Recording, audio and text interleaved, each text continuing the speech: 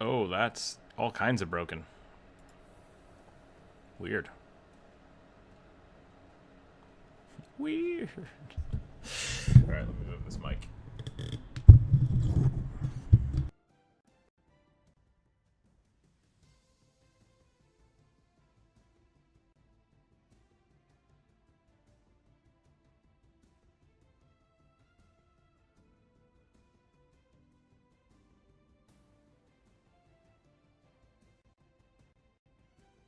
I unplugged everything. Looks like it's working. Okay. I need to get a new mic arm. I need to get a new everything. That's just that's what I need to do. I need to get a new everything. Welcome back, everybody.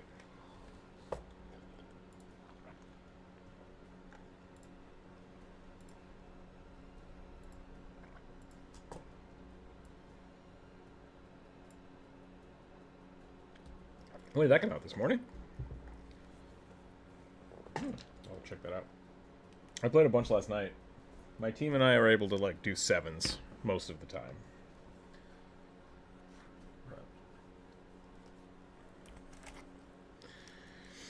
Not yet.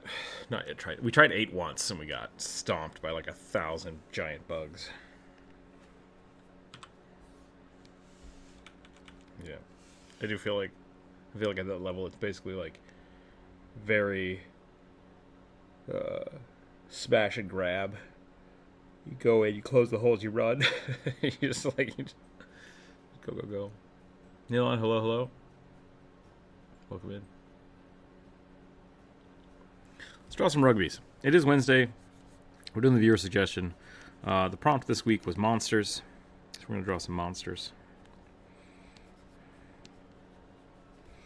Rugby's kind of a monster.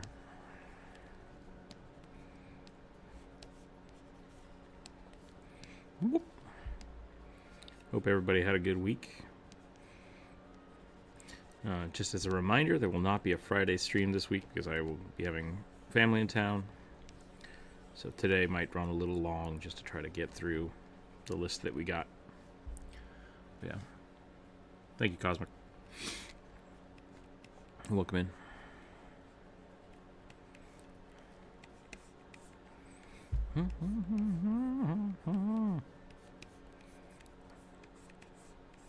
Yeah. Let's see if we can get some rugby ears going here.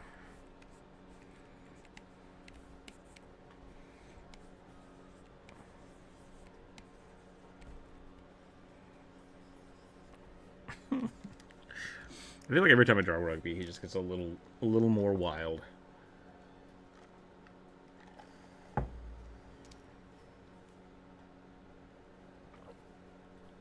I do have the heater on today, so if there's a little bit of background noise, that's what that is, because it snowed this morning again. And it's just... yeah. It's not like sticking or anything, but it's that cold that our normal morning misting is kind of freezing up.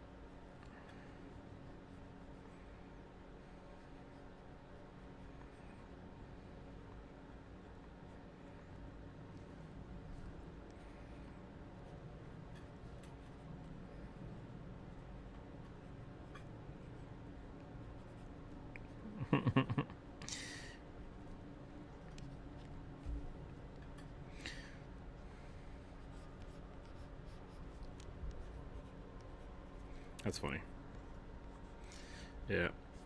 My family in Idaho called and they're like, oh yeah, we got like 2 feet last night. And I was like, oh, okay. Don't miss that. That was a while ago, not just now, but I miss that. I miss waking up with like lots of snow. Orange cat, do not eat that food. That is not your food.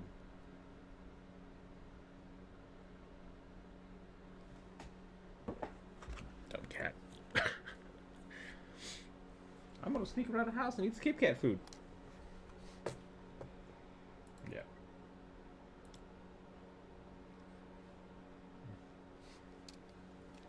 Huh?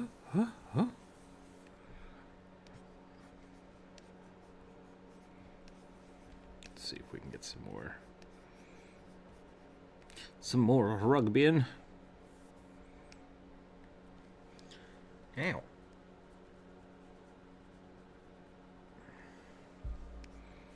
Oops, it's the wrong color. There we go.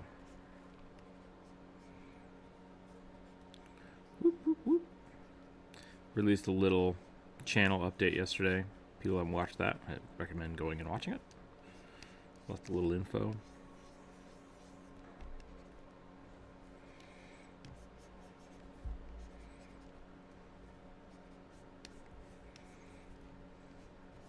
I'm not sure what my short is going to be tomorrow. I might do a... Maybe I'll stick with the monster theme. Maybe if I draw something cool today, I'll turn it into a monster for tomorrow.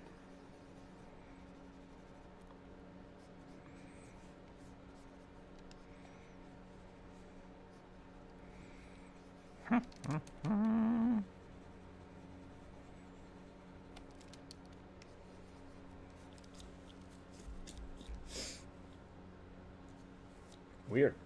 No concurrent viewers. What happened? Everybody jumped in and left. It is Wednesday, right? I hope it's Wednesday.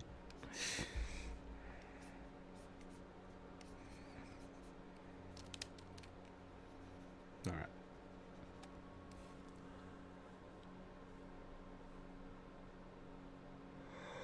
Oh boy, oh boy, oh boy, oh.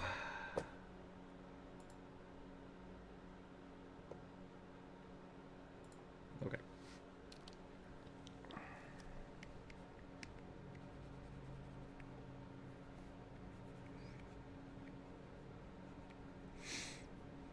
I was looking at getting a new printer so I could start doing prints again. They're kind of pricey, but I was wondering if anybody had comments on like good printers. So I was looking at one of like the eco tanks versus maybe getting like a laser printer.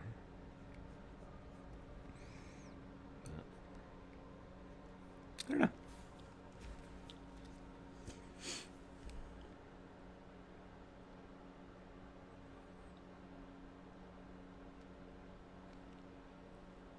Mm-hmm.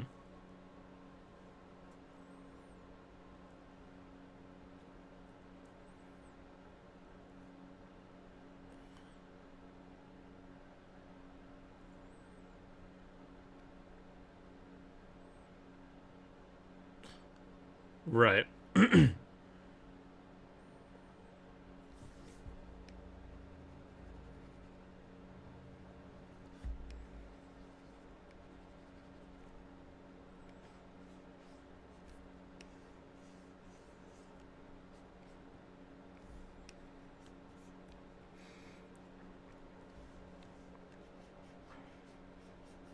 Yeah, essentially, I would buy ink, do up like a print run, and then 2 or 3 months later, it would run the cleaning thing every day, and then 2 months later, when I need to print again, it would just be out of ink. It's like I didn't print anything, and I'm out of ink. Neat. So that's kind of one of the reasons I want to get rid of them.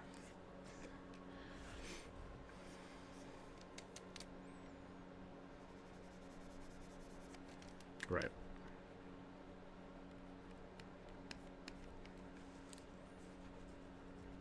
I think they're more expensive. I don't know if they're more expensive overall, but like when you buy ink, you have to buy like $150 worth of ink because you're buying toner. You're buying the large toner cartridge.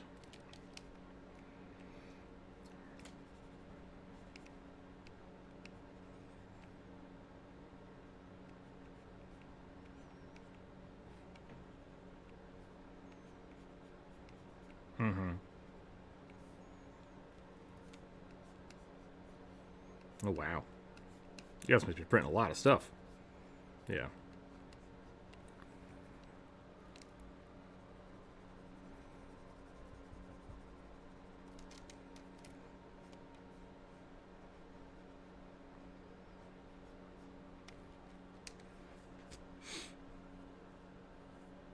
Right.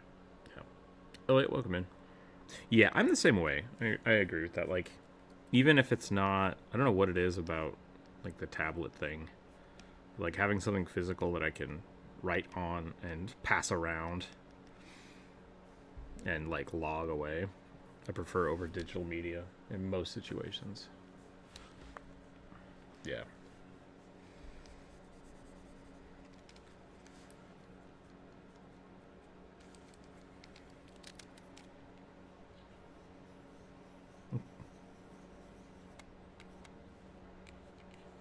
Why did we why did we even do that? Yeah. I could see that. I could see that.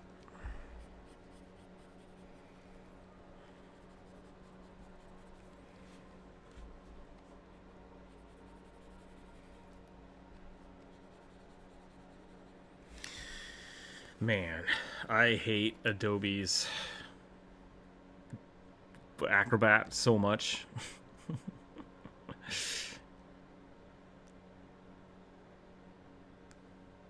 Inferno is not coming through YouTube.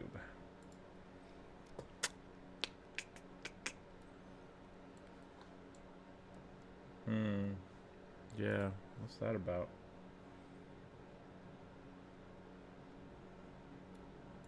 Test. No, it seems to be an OBS issue.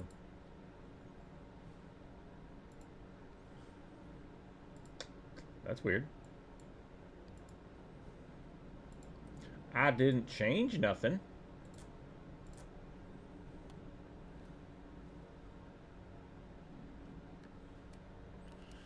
It seems to be the exact same settings as normal. Oh, nope, but that window's not working. Why isn't that window working? Discord, what'd you do? What did you do?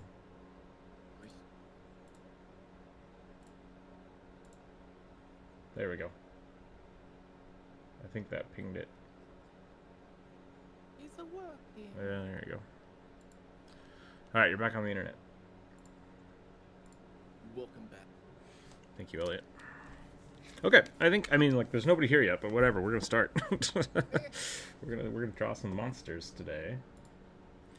Yeah, going back to Adobe and their software, they charge a mammoth amount of money for inconsequential. People send me stuff all the time to for contracts and stuff. And every time I get one, it's just like, it's always a pain in the ass to try to figure out which program I can open it in, how I can sign it digitally, and then how to send it back. It's just like, this shouldn't be that hard. Like, I have a tablet. I should be able to just grab something, write on it, save it, and send it back. And it's just, I don't know why that's such a struggle. Yeah, it really depends, I guess, on what form they're actually sending it. Yeah. Sometimes it's like a Word doc, sometimes it's a PDF, and it's just like, ugh. Sure. That's always the first part, is just trying to figure out what the hell they actually sent you. I'm going to roll some dice. Let me get this started up real quick. So essentially, I have all of the suggestions from the blah, blah, blah, blah for Monday. What the hell was it? Community post. The community post for Monday. So if you did not submit anything on the community post and you would like to submit something here in stream, you're very welcome to. We are doing monsters this week, so have fun with that. I'm going to roll some dice. Whichever one I roll, I'm going to draw. So here we go.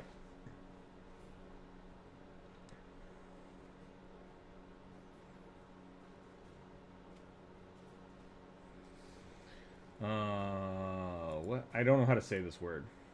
I really don't know how to say this word. It's MANANANGGAL. I looked it up. It appears to be the top half of a demon. Like, the top half of a body, no legs, and flappy wings. If you know how to say this, please let me know.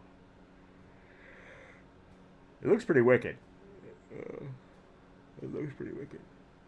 Christian equivalent vampires. Great. Let's do it. I don't know why that was on the Wikipedia, but there we go. Flying torso, essentially, yeah. I think I messed up and didn't read the prompt, so mine is a PC prompt, but I think it still might count. All right. Welcome in, lizard. We'll do some dark red here. Oh, I'm gonna sneeze. Excuse me. Oh, ow. Falling apart.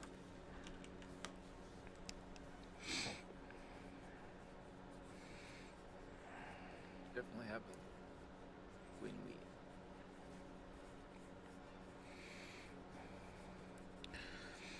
I don't know if it's the pollen, the tree pollen, or the fact that I had like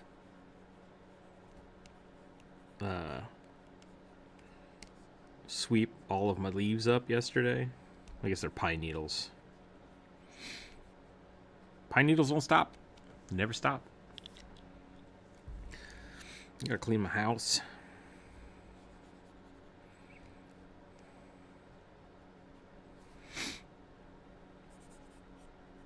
Yeah, it's never ending battle. Now I got sinus headache for the last week. Yeah, that's kind of where I'm at right now. It's a lot of pressure. A lot of pressure. Excuse me. Sorry, I'm sniffling.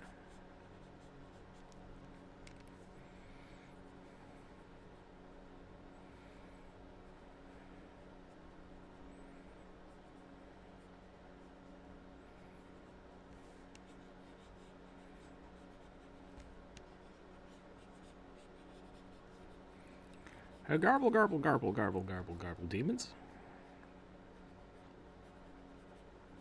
Why don't they have any legs, I wonder? I should look that up.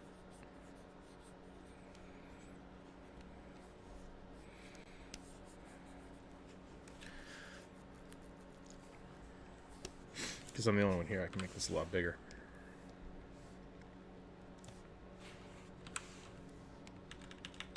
Probably going to try to get the base shape in here, and then we'll come back and we'll redraw it.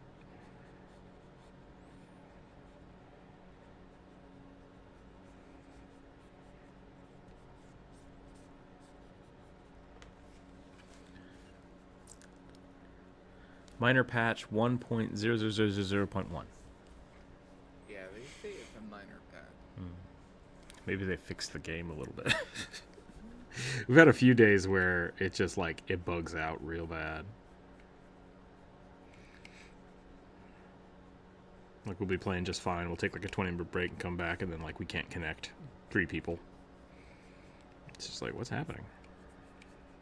I'm loving that game though. It's really good. Been very happy with it so far. I'm really excited for the car. The car is going to make that game really fun.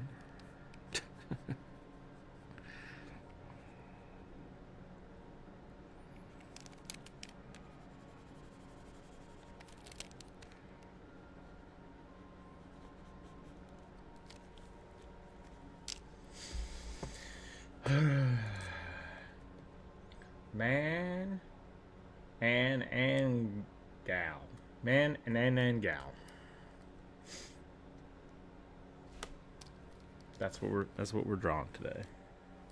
Ooh, I just found a cool picture. I like the way the head's shaped.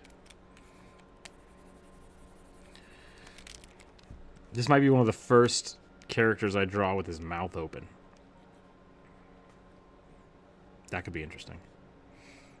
Breaking new ground.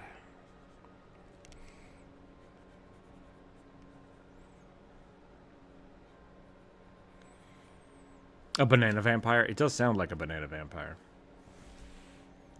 I'm probably getting it after next payday. Oh, Helldivers. Yeah.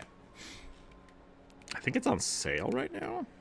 Is that the case? Maybe Helldivers 1 went on sale. I'm not sure. What kind of hair should we put on this thing?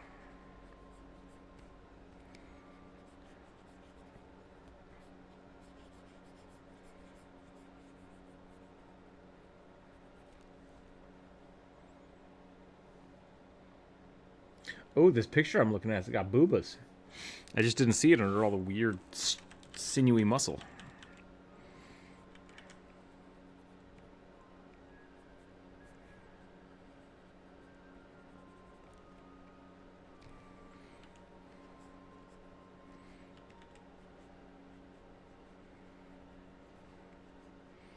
Do we think vampires should be really buff or really skinny? Probably really skinny.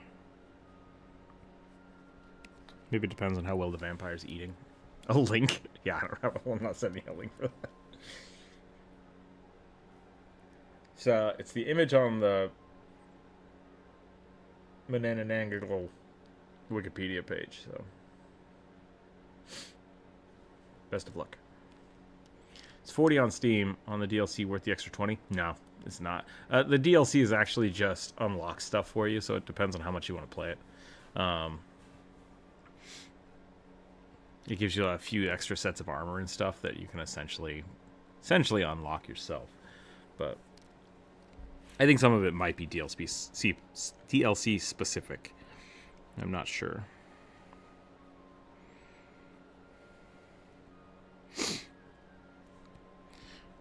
Which I guess that sounds kind of bad, but they've been pretty good in the past. Because in Helldivers 1, what they did is they basically released the game, and then the game was like $20 or something when I got it, and then all the DLC was like $3 or $4 a piece. But you could basically just pick what you wanted. So it's like, oh, you want the flamethrower stuff? Like, get all the fire things, get that. If you want one of the vehicles, get that. And I like that. But I think this time they said everything will be unlockable. It's just a matter of how you unlock it. So we'll see. We'll see what they do with the expansions. But the DLC, the premium whatever, I didn't think was really worth it this time around. But it might be different for you. You want to have a cool set of armor? That's up to you.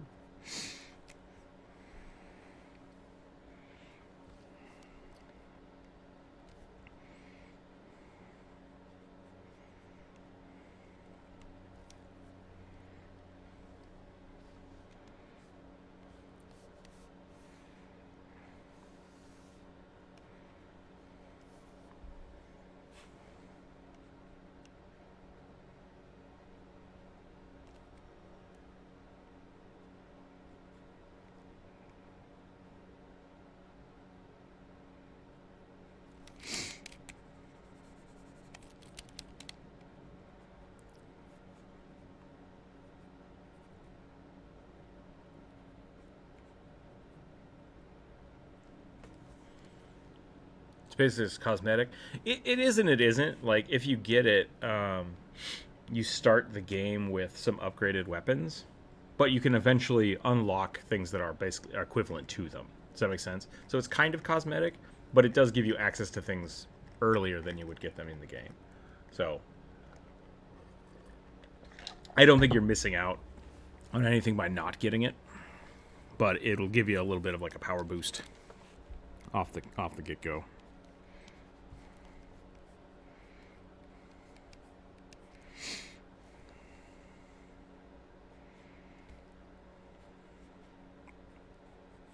If anybody else has a counter to that, let me know. But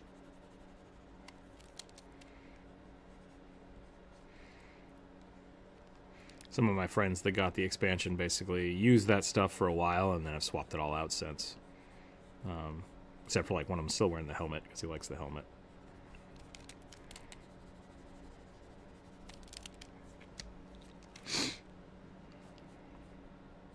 Yeah, at the very least, until they fix the. It's gonna be kind of weird. What's that? Oh, the armor. Yeah, because the armor systems like are all the same, right? That's true. It could be different in the future. I'm not sure. Yeah. Basically, all the armor and helmets are supposed to have unique effects. But the devs said that they just couldn't get it quite to work the way they wanted, so it's like it's been backburnered, and eventually they want to re-add it back into the game. So it could be different then.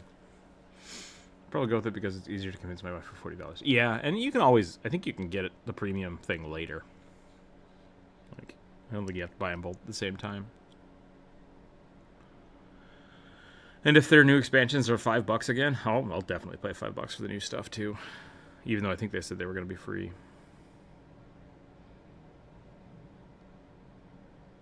Because I'd support the hell out of those guys. They're doing a great job.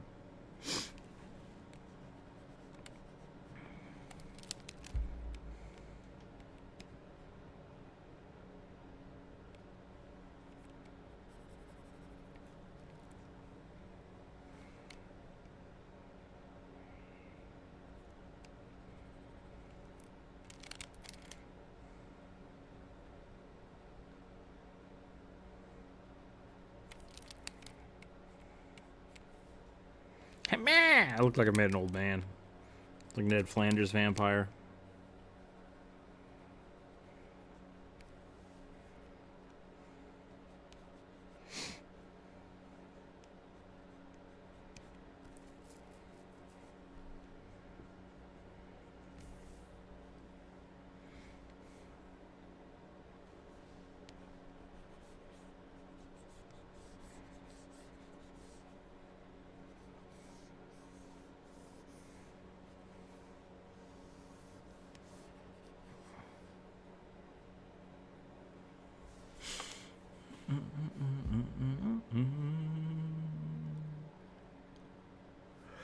Minor patch note. Are there any other games people are playing these days? Lethal Company went real big, real fast, and then just kind of disappeared. Played that a little bit. It was fun.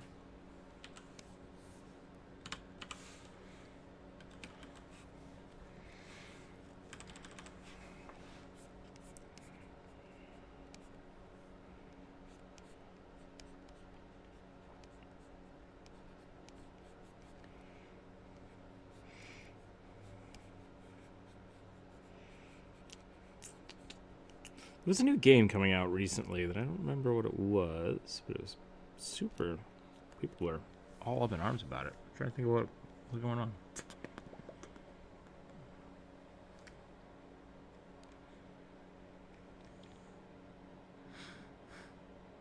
Apparently, Hades is coming to Netflix games, which I didn't realize Netflix was making games.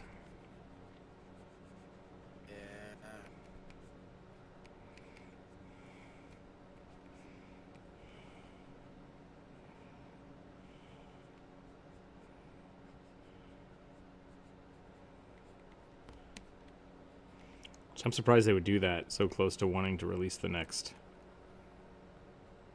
game, but maybe that's part of their marketing, trying to get more people to play the original before the new game comes out, which I'm excited for. Just got a gaming laptop, so I'm going through the past Steam gifts I got that I could play because they would crash my old computer. Nice.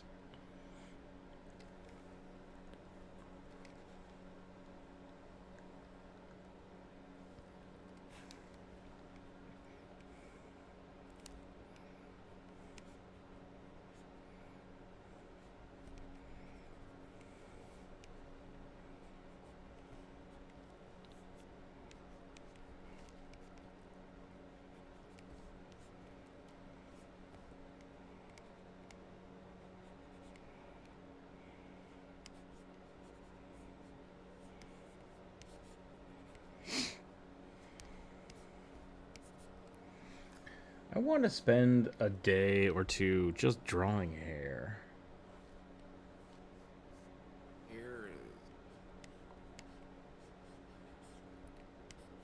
Hair's pretty difficult. Yeah. It's a weird thing.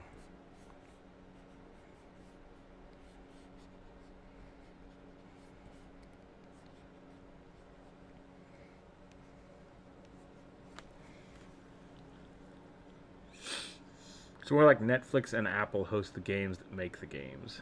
Oh, okay, got it. They're just trying to compete with like Steam on mobile. I guess they're not really competing with Steam for mobile games, but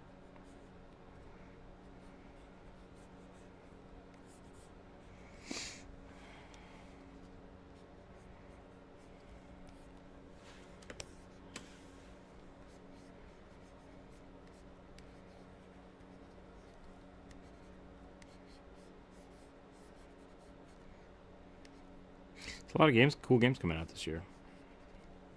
Got the next Final Fantasy expansion. I forgot World of Warcraft is supposed to come out with some new stuff, but I just stopped caring and haven't seen anything about it. I feel like every time I see something, it's someone complaining, and I was just like, I'm not going to waste my time anymore. Waste my time worrying about it. The equivalent of Steam and Epic, yeah. Man, I almost refuse to play things on Epic anymore. There were a handful of games I wanted to play that I had to get an Epic account, and there were always problems, and I just... Yep.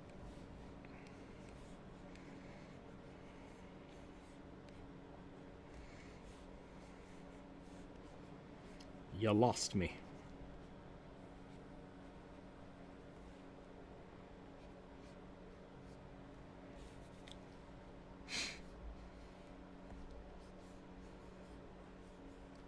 It always bums me out when companies get greedy like that, and they're like, no, we want all of the money for ourselves, and then just do a shitty job of it. It's like, if you guys want to actually compete with something like Steam, like, you have to either bring something new to the table or be better.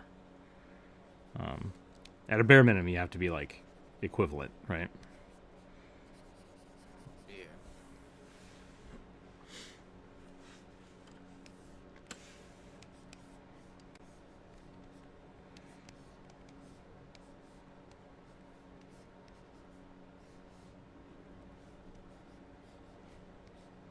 Alright, what else can I do to this thing to make it look more vampire-y?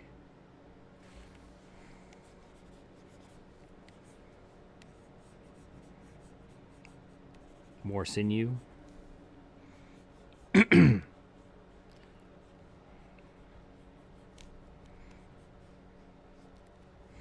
feel like vampires that fed on blood of Americans would have like heart disease. Just be really fat. Yep. Yeah. Sounds about right.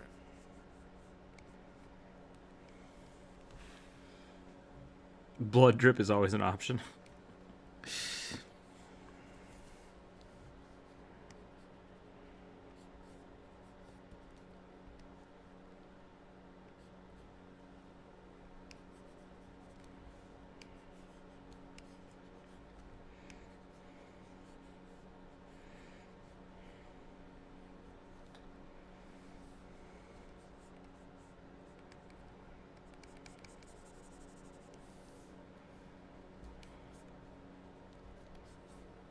Uh-oh.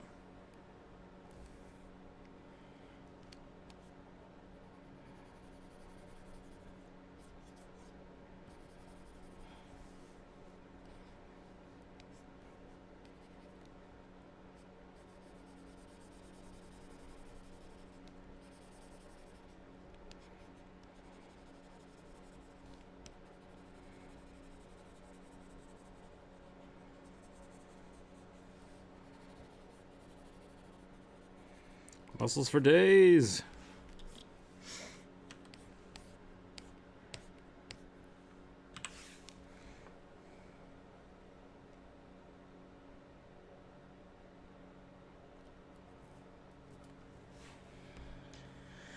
Hands and mouth usually, but the dude ain't wearing a bib.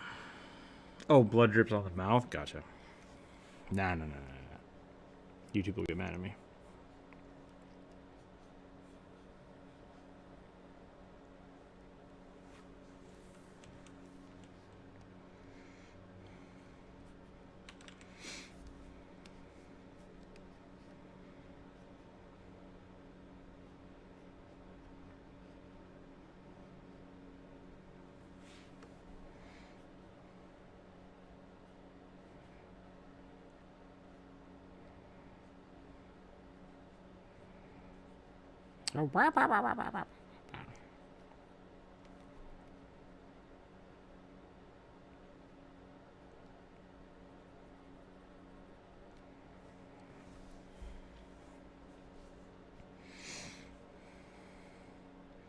This wrist is super long.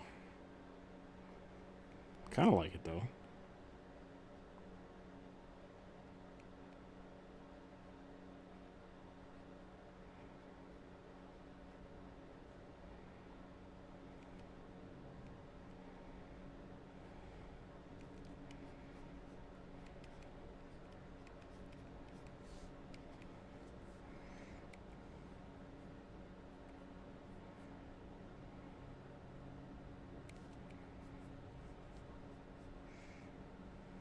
I was watching Philip DeFranco last night,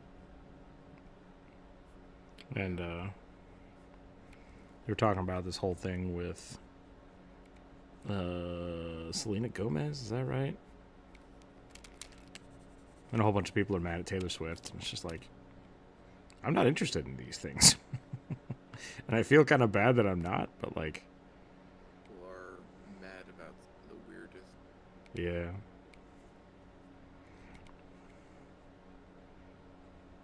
And I don't know if it's because Philip DeFranco, like, I mean, I think he's pretty good at the way he reports things. Because he's not kind of taking a side, he's just pointing out the things that are happening. We get an Underworld 2 vibes.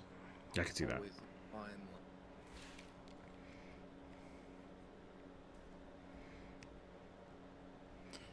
line. Yeah.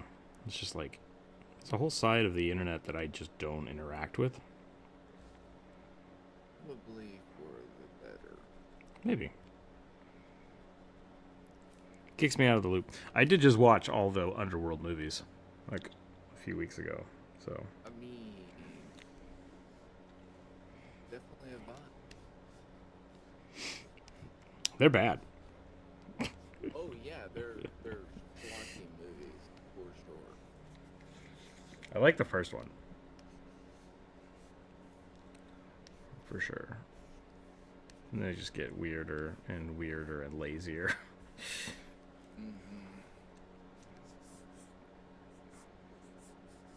I did watch The Creator. That was pretty good. The Corridor Crew guys talked about it last week on their VFX Artist React. And made me watch it. It made me think, like, yeah, I'll check that out. It was really good. It had some issues, but overall, I thought it was pretty good.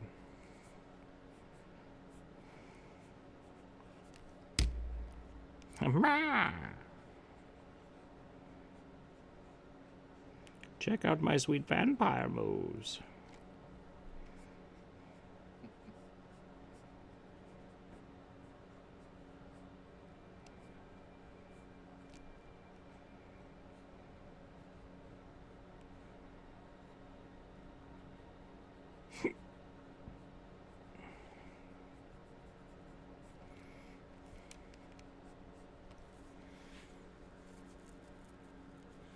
DM on the Underworld campaign jumped the shark when his POW leveled up. I really hate that that little heart is just covering up that. Like, I can't read the last thing people type.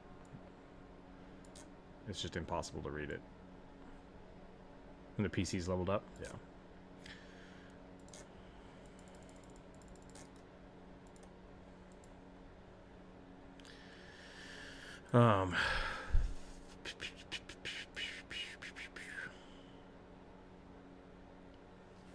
Yeah, because it just covers up the corner of the text, so the last word is always cut off. Yeah, there's some weird stuff with it, with Underworld. Like, in the first couple movies, like, they make it seem like the werewolves and the vampires can regenerate from anything except silver and sunlight.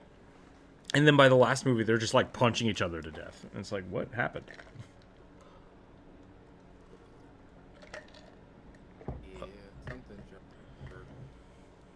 I always found vampires boring in comparison to werewolves. Yeah, they're definitely different.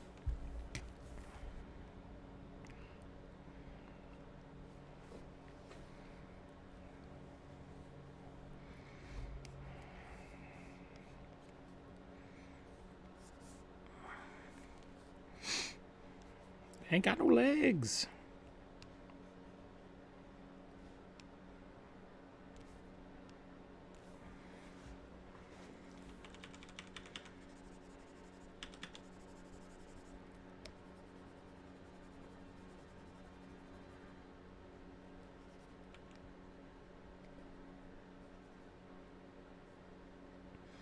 The real question is, do we count Batman as a vampire? Because he has been a vampire before. Yeah. But is he a vampire? Depends on the story. Sometimes werewolves are just beasts, and it drives me nuts. Damn, I can't read that. Something interesting. Introduce the muscles. Oh, nuts to see something so interesting. Not currently. Yeah, I don't know. Werewolves are. I think werewolves are great. I'm of the idea that werewolves need to be a curse, though.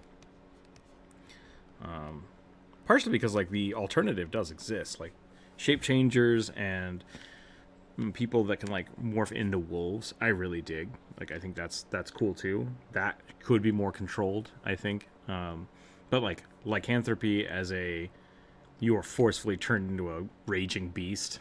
I like being a curse, and so I like werewolves to be that kind of uncontrolled thing. With the caveat that there should be people that can like shift into wolves. I think that's good too. Without the negatives of that curse.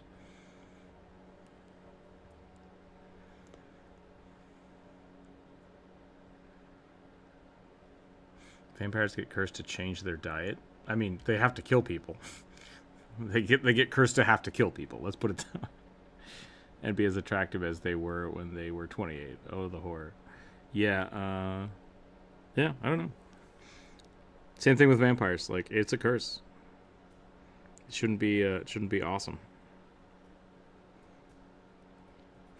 The Dresden books did a pretty cool thing about making vampires kind of like the fact that they can turn into people. As kind of like a facade,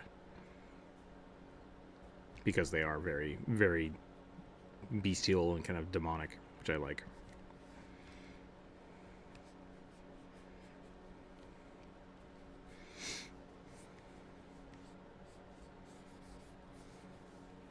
Okay, I think I'm done with this one. We'll move on to the next one. Next monster.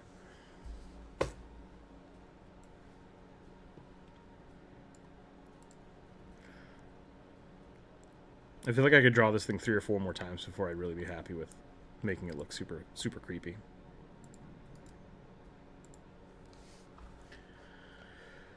I like the depth of werewolves being able to control themselves over time. I'm trying to think of the last werewolf movie. Like, I always like the idea of, like, they find ways to manage it, like by chaining themselves up in the full moon and stuff. I like that kind of stuff, too. A dragon from the space between that looks uncanny and like something that would be from the back rooms. It's like a shadow dragon, I guess. I have a hot take. I think a lot of the stuff that's spooky from the back rooms is just bad modeling. Like lazy modeling. Yeah, I think it's mostly. It seems to me that it's more of a vibe of, you know, subliminal or liminal senses. Yeah. What are the negatives to being a vampire? You can never see the sun again. You don't have, like, can't see yourself in the mirror. You can't eat regular food, period. What were the other ones? What are the other cool ones? Garlic can burn you. You have to sleep during the day.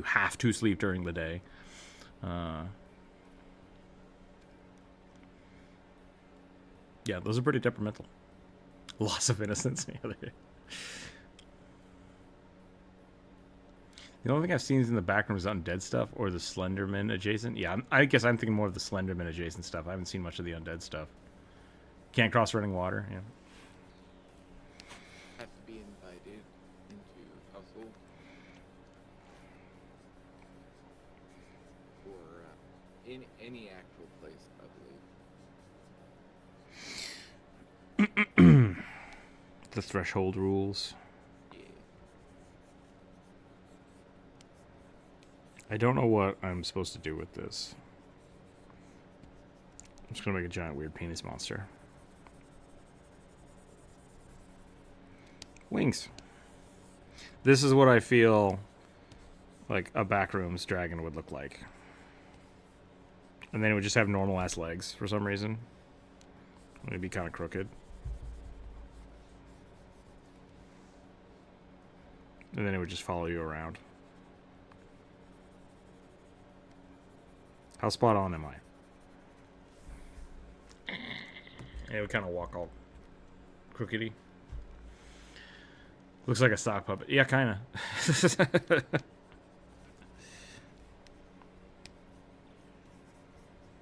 The back rooms is definitely an interesting idea. I definitely like the concept. But it really is just like, it's just a maze runner, right?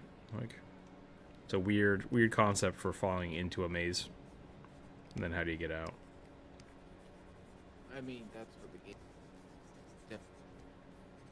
For sure. Yeah, because like the backrooms isn't a new genre. It's just a new it's a new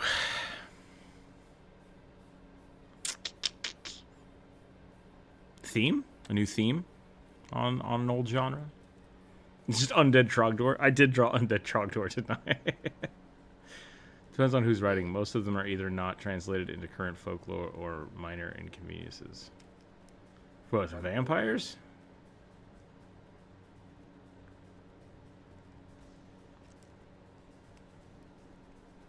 People of genuine faith propel you. Yeah, that's fun. Like, I like Bram Stoker had a pretty good, like, lore base built for his vampires, which I dig. Even though the writing was really weird. But yeah, like, Asterion in Baldur's Gate, boring vampire. He's just a pretty boy.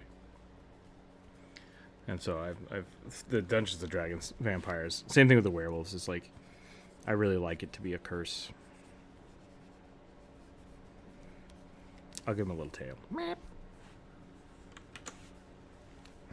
Maybe he's got like 1 billion eyeballs.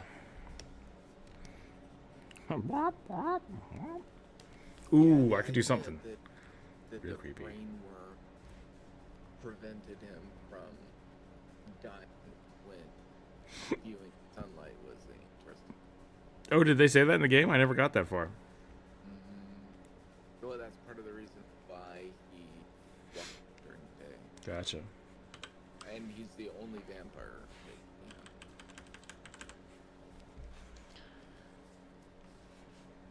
As far as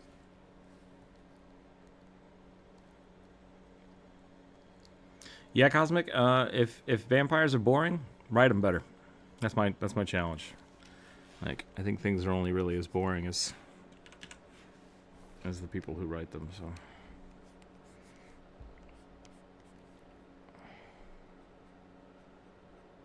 Let's see if I can actually turn this weird ass sketch into a vampire, into a dragon.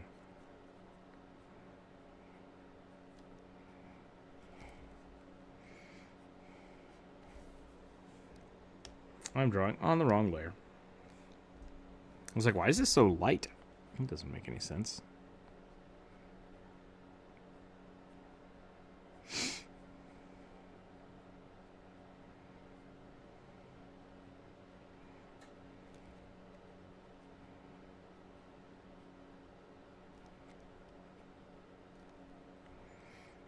Have people played many backroom games? Because I've watched like Markiplier and Jack play a couple of them, but I don't think they're really my vibe to play them.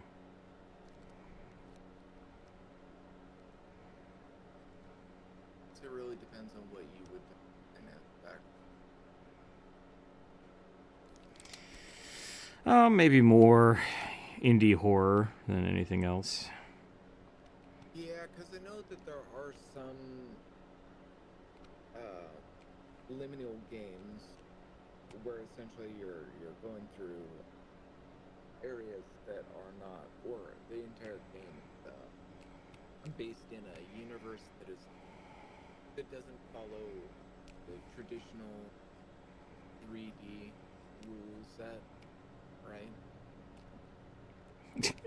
Is Portal a liminal game? I think Portal is more an interesting quirk that you're able to use. Hmm. That's why I like the Masquerade Requiem series, because the monsters portray human or what's left. Yeah, I definitely feel like if you're a vampire, like you really should be losing your humanity, and it's kind of the same thing with the werewolves. Like you're forcefully losing it. It could be a normal guy or equivalent with a grenade in his back pocket in a pinch. You'd like the Incredible Hulk vibes. Okay, yeah. See that's not a curse, right? That's just what if you have a superpower, which I think is less interesting than the curses. What do you think about the heritage werewolves? Like the ones that are descendants of werewolves and have more control over them? Yeah, I don't know. Like that's how like the shifters work in Pathfinder, and then or I guess shifter's class was in Pathfinder. The shifter race was in D&D. And once again, I'm less interested in that. You could easily just have those kind of abilities built in to pretty much anything without saying it's a werewolf, but at the same time, I would like that to be more of a kind of like how the kitsune work, where you can just the bee skin. Thank you. That I feel like is a little more. I like that being its own thing, but like versus a werewolf, which is like I said a curse.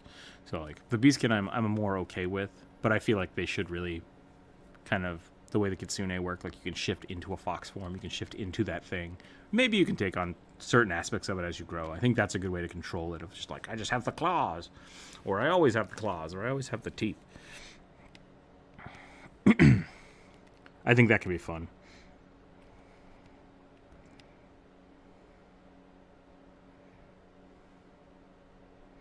I did like I said, I liked the first. Actually, I guess I liked the first two Underworld movies. Or was this?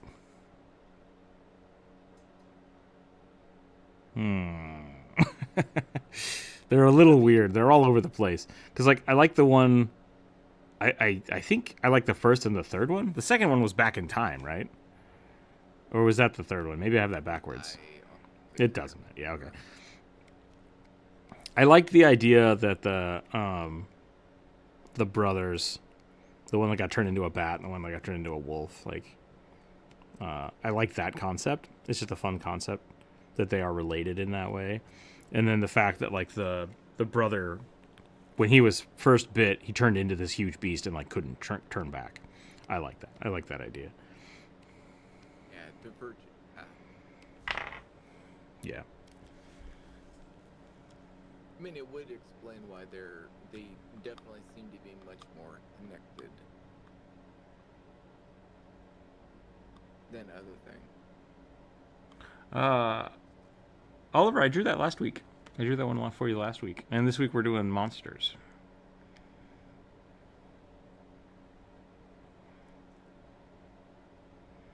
I think it's interesting to have a culture around it.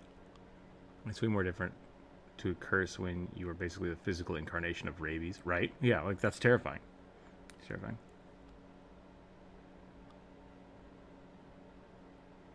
Yeah, I also like the way we've run werewolves a few times.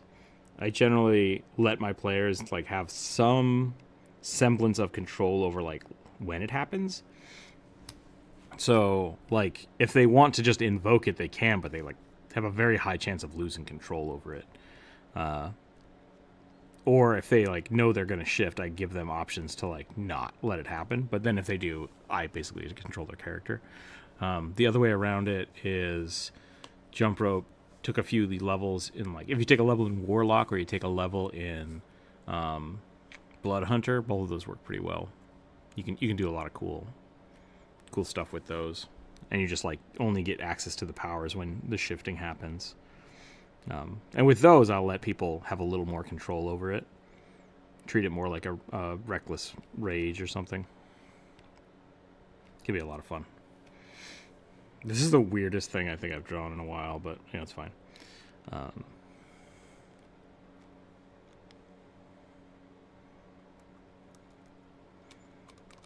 Yeah, I drew him. He's like a priestly dude. I gave him like robes and stuff. I thought that was fun. It's a good character. We are doing monsters this week. If you'd like to suggest a monster instead.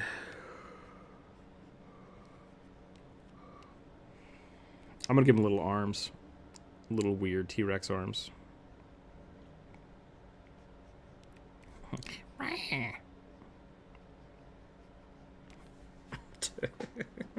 don't know what I'm drawing anymore. It's all kinds of fucked up.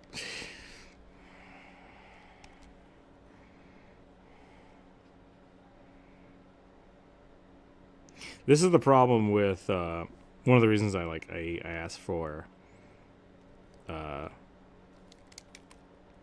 like race and class, because when you open it up to people just like, hey, let me draw whatever for you, like people can get real weird.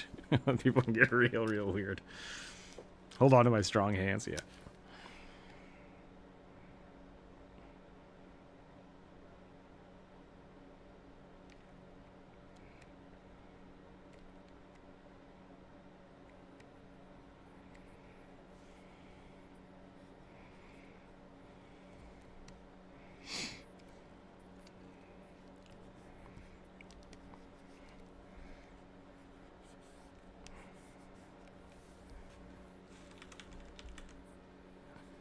I think I'm going to stop this one here because it is just a weird noodle monster. And I don't know what else to do with it. We're going to let that exist as is and go from there. I almost feel like I should have just done a silhouette, like a weird shadow silhouette. That might have been a little better.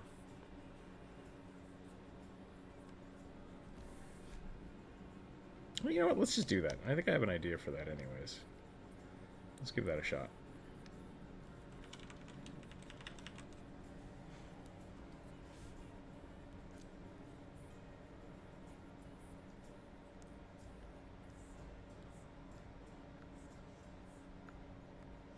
It generally forces them to bulk up when consuming food and become barbarian-like if they like a warrior from the start. That's interesting.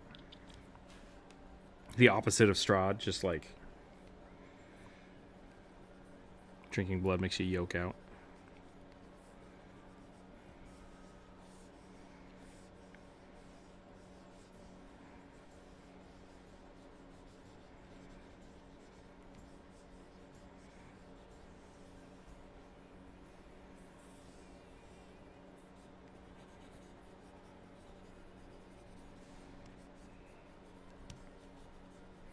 There's no way I think like when you say dragon and then say backrooms, like those two things just don't mesh in my head.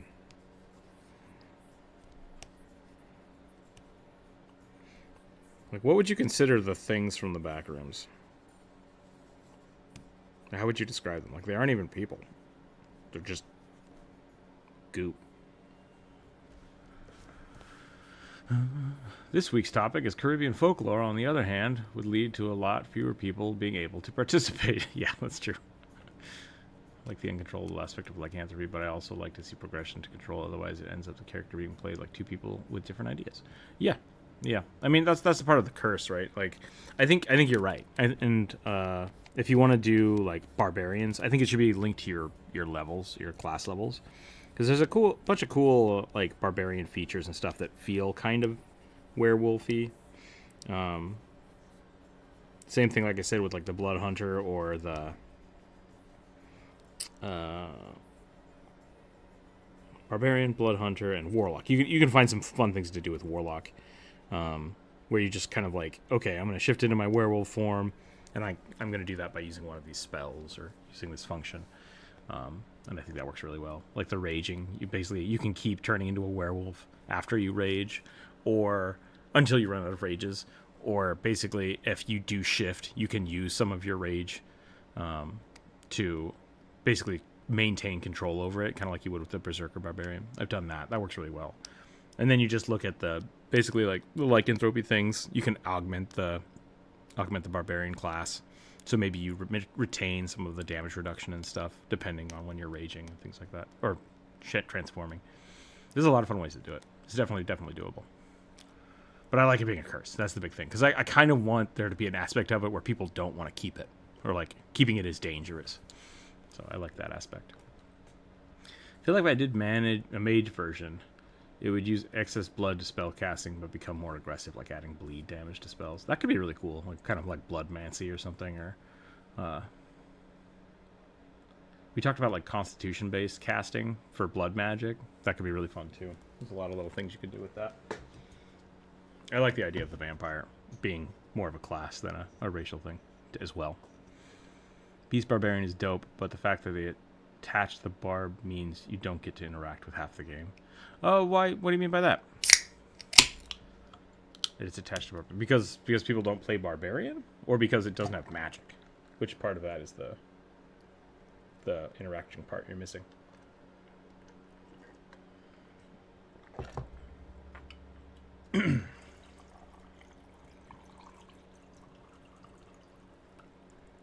I don't know what I've drawn here. This does not look like a dragon. It looks like a mutated gecko, but I think I'm okay with that too.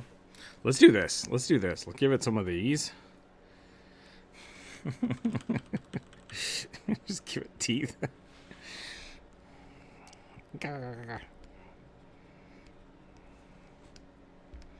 This feels like something you'd see in the back rooms.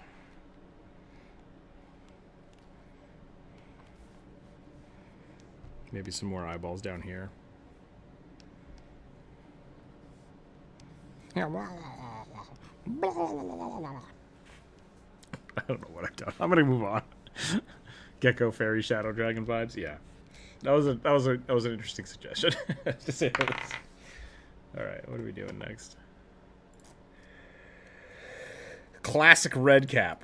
That's a short and sweet one. I dig it. Classic red cap. I do love me a good red cap. Dragon, Hydra, Shadow thingy, yeah. Ooh, maybe I should have multiple heads.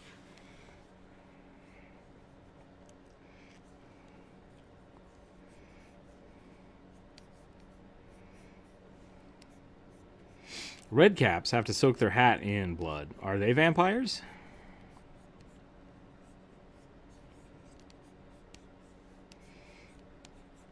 This is going to sound maybe a little gross and kind of hot takey. Why don't red caps dip their beard in blood? I feel like that would make way more sense.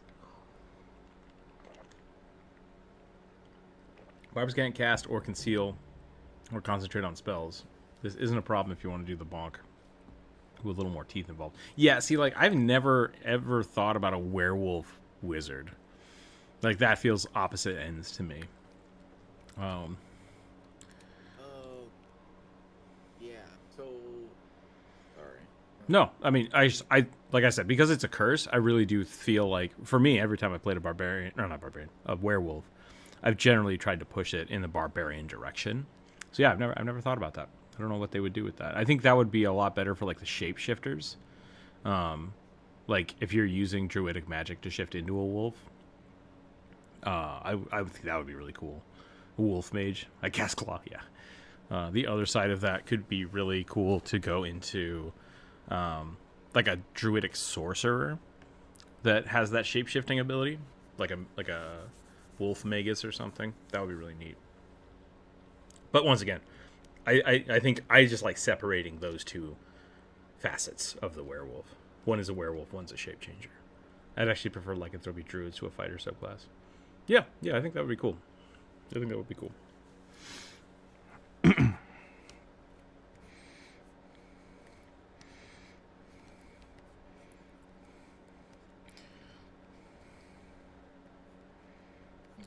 I do think that is a good alternative to the curse. Like if you don't want it to be a curse, it's just you're just basically like a wolf druid.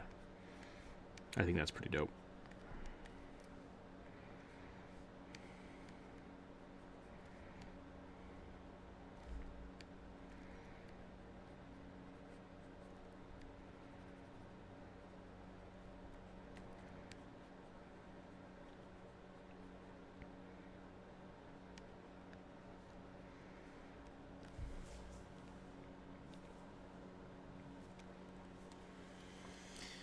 Is there a good prestige class for that? Natural Weapon Magus is a vibe that I kind of want to see. I think so. Let me look.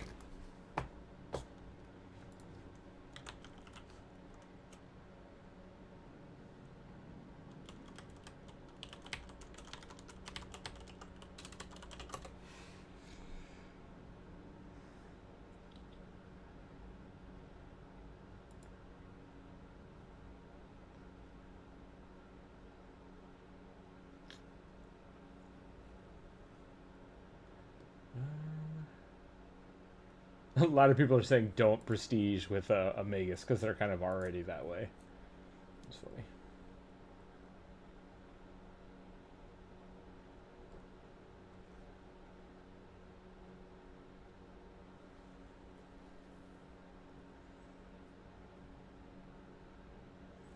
In second edition, it's possible with the Arcane Fist feat. Okay, that could be cool too.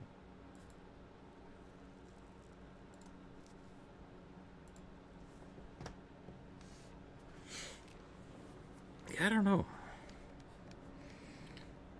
I'm trying to think if there's. I think I've allowed Maguses to deliver spells with their like fist attacks, claw attacks, but it's usually because their race has a passive natural weapon to begin with.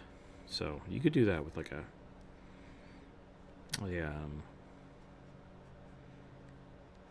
the hell are they called? I think there's a shifter bloodline for Pathfinder. Can't remember what it's called though.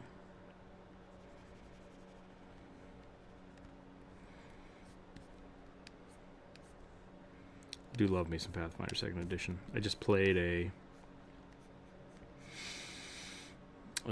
Leshy Bard. That was really fun. I think I attacked once and I just vomited bugs all over somebody. Coming in a bit late, but hello. Welcome in, Elden here. Playing a shifter ranger, and the only way I get to go harder into this is to throw 3 levels into barb, which is that makes me a ranger turn off when I'm all spooled up. Okay, I see what you're saying. Yeah, and I've done that in the past to players as well. Just like when they become a werewolf or something to that effect, it's like, okay, you're taking this level, and it's like that sucks. It's like, yeah, that's the curse. Like, like you are thematic levels that aren't necessarily like optimal for your character. I think are great, especially like there's a lot of ways to respec and stuff, and I feel like that could be a fun way to make the campaign progress. Right, like if you turn into a werewolf, you start kind of spinning out that way. You cannot progress as a ranger because you got wolf face. But yeah, I could see you doing that with a ranger too. That could be fun. Taking some levels in druid or something. Another way you could do it is just have your DM give you some druid features. I've done that when people level up or through like magical items, or especially like if it's a curse. It's like, yeah, you can use the wild shape thing once or twice per day, and there's usually a cost that I would have go along with it, like I said, losing control of your character, or maybe there's a chance, like a small chance of attacking people next to you. I think that could be fun.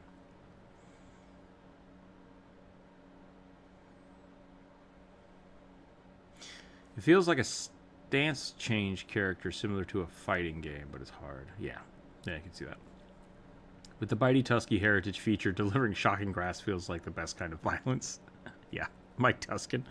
I can see that. Yeah, shocking grass through tusk attack, I would definitely allow that.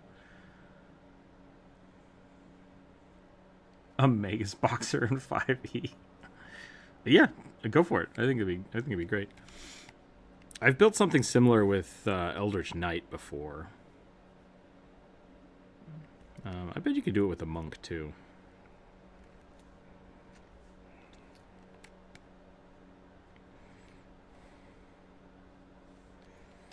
Oh, I should have drawn the body before I actually finished the head here. Maybe I'll start over here.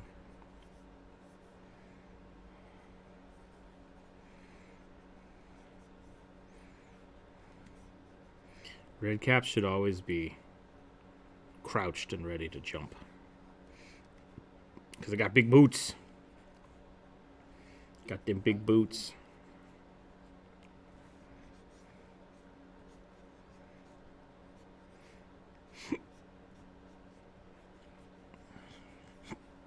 Magical uppercut for the win? Yeah, absolutely. That'd be great. The feat affects all unarmed brawling, so it makes natural work as delivering of spells with raw. I've looked it up. Oh, okay. That's what the magic. What did you call it? Let me look that up real quick. Arcane Fist. Yeah, let me look that up. Let's do a quick searchies poo. Arcane Fist. Feet. Arcane Fist. Here we go.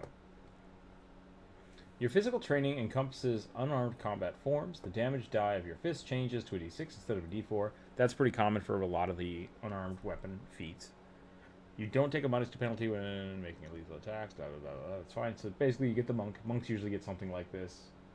Your unarmed attacks gain the arcane trait, making them magical. Okay, so your magical hands. At 5th level, you also gain critical specialization for attacks in the brawling group. Okay, yeah, interesting. So, yeah. I assume you get this as a monk passively. Or it's one... Oh, it's the Magus. Okay. So yeah, that's a Magus trait that you could take at level 1. Neat. Which would essentially turn you into a monk. But then because it is a melee weapon, you can use it to cast your spells, so that's great. If you got this, I would definitely count this towards any of your natural attacks. So if you had a bite or a swipe. Watsy seems to think a big bias against armed strike for some reason. This has to change recently, but it's still strange. Yeah, and the reason I think they did that was because they were simplifying everything in the game. So they just kind of made unarmed attacks flat across the board for everybody, and they just kind of bad. And I do think part of that is because in 5e there were just a ton of like grappling and fighting classes that just destroyed shit. It's one of those areas where if you spend so much time balancing the weapons, you don't want to have people just circumvent the weapons, which is, I think, is why Monk is so powerful early on, because they're just not gear specific. And 5e really tried to make things gear specific. Reach out and touch someone. Time to play a Lizard Magus, yeah. Or a Grung with the tongue attack. I've seen people do that with the Magus. That's really funny.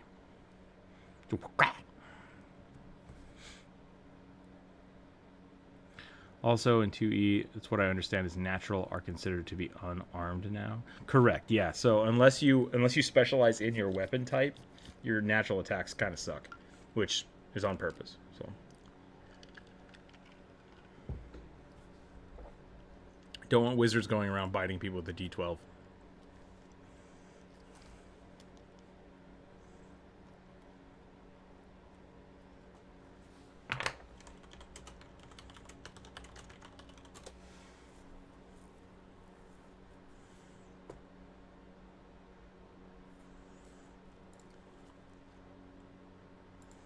What if my character has everything?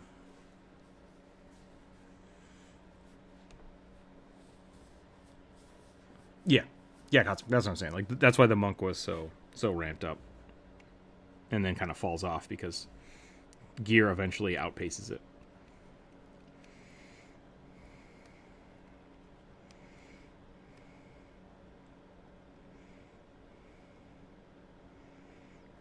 Barbarians are kind of the same way. Like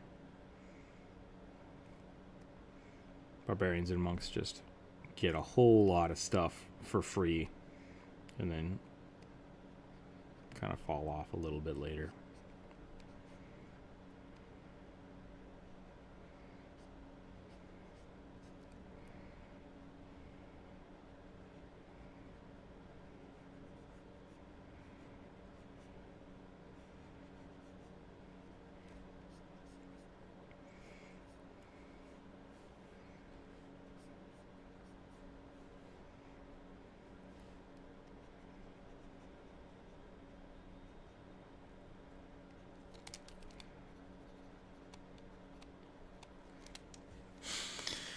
Now I have a mage monk class idea that makes me a wrestler, calling out his attacks, spell like flying fireball elbow, and then evading out of casting fireball range. I mean, I would just make them take the fireball. I would absolutely allow that, but they're in the range, you know. You don't want to take fireball damage, become an evocation wizard. You want to become a luchador, you take the fireball damage. I would argue, though, that if you land a successful elbow attack on whoever you're hitting, they probably don't get a save for the fireball. Since you've technically pinned them for that moment that the fireball is going off, which would make them automatically fail the save. You still have to hit them, right? So there is a roll being made, but that's how I would rule it. Would you like them to dodge, or do you want to hit them with your elbow?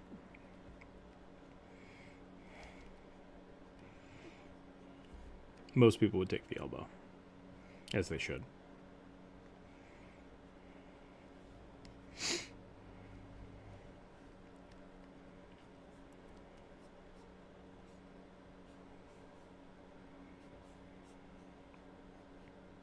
What if red caps are the hat? I'm not saying they're mimics. I'm just saying, like, it's a weird sentient race of hat that feeds off of blood. And the way they facilitate that is by creating tiny fey gnome puppets to walk around and dip them. Dip them in stuff. I've heard something similar to that. I like that idea. That idea. There we go. A clip of wizards biting with a D12. Yeah. I mean, the Draconic Wizard is really funny. It's really, really funny. If you want to be good with armed fighting, the fighter can do it better with less stat investment. Yeah, because of the strength thing. Yeah. Yeah. The I would honestly not go unarmed, though, is the big thing with that. I would still use a shield, and I would just focus on grappling. The other thing you can do is get things like spiked gauntlets. Because then you can enchant those very easily. Like the real benefit of the monk is like the flurry of blows. And once you can find fun things to do with flurry of blows, it gets really cool. And second edition did some really cool stuff with them because they added the stance system back and really fine-tuned that. So now you basically spend one of your 3 actions to go into a stance, like dragon stance, which you would then have a dragon tail, and then you can flurry of blows with that, which gives you 2 attacks, and then you can still do a 3rd attack if you want. So you get all 3 of your attacks in a round, but you're using like a D10 or a D12 for it, which is awesome. And then you remain in that stance until you shift out of it. So it's a little bit of like a setup investment, and then you get a really big payout for it. So red cap hat, cursed item that gives attack bonuses and free spells, but you have to wear it at all times and bathe it in blood every day. Beard growth is optional. That could be fun, actually. I actually kind of like that over here. I might make that into a short if that's all right. Because yeah, blood caps get a lot of really cool. They basically get free berserker rage as long as their hat is dipped in blood. They get. So it's not exactly. Go ahead. So it's not exactly free. The hat thing? It's without consequence, so long as you fulfill this criteria. Yeah, it's a checkbox. So like there's no negatives to wearing the hat, not having the hat dipped in blood, but you basically can't activate any of those abilities unless you kill something first and then dip the hat in it. So it's like a benefit to, if you wanted to run it that way, then like you wanted to actually run it, or you were playing a red cap, what you'd have to do is you'd go into combat, and instead of just raging, you would have to first kill something. And I think the restrictions on the red cap is they have to be the thing that killed it. Which that's up to your DM, right? Like that's whatever. Then you have to take an action to dip the hat in the blood, and that activates your turn. So you basically have to kill something and then spend a turn to activate it, and then you are just like Super Saiyan. You just go to town. I think it lasts for like a minute or something, a minute or an hour. I'll have to look it up. Or yeah, imagine that on a hex blade. That would be nasty. That'd be really cool. Yeah.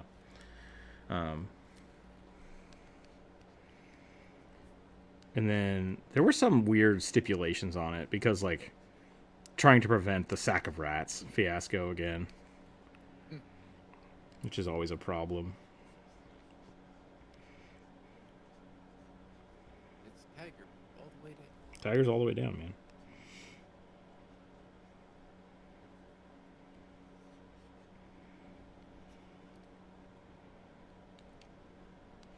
I feel like I accidentally drew this guy naked. It's just like a tiny naked gnome just staring at you and like, I want your blood. It's like, oh god. Is it really? I made his arms too big. That's the problem. Like, he's got normal dude arms instead of gnome arms.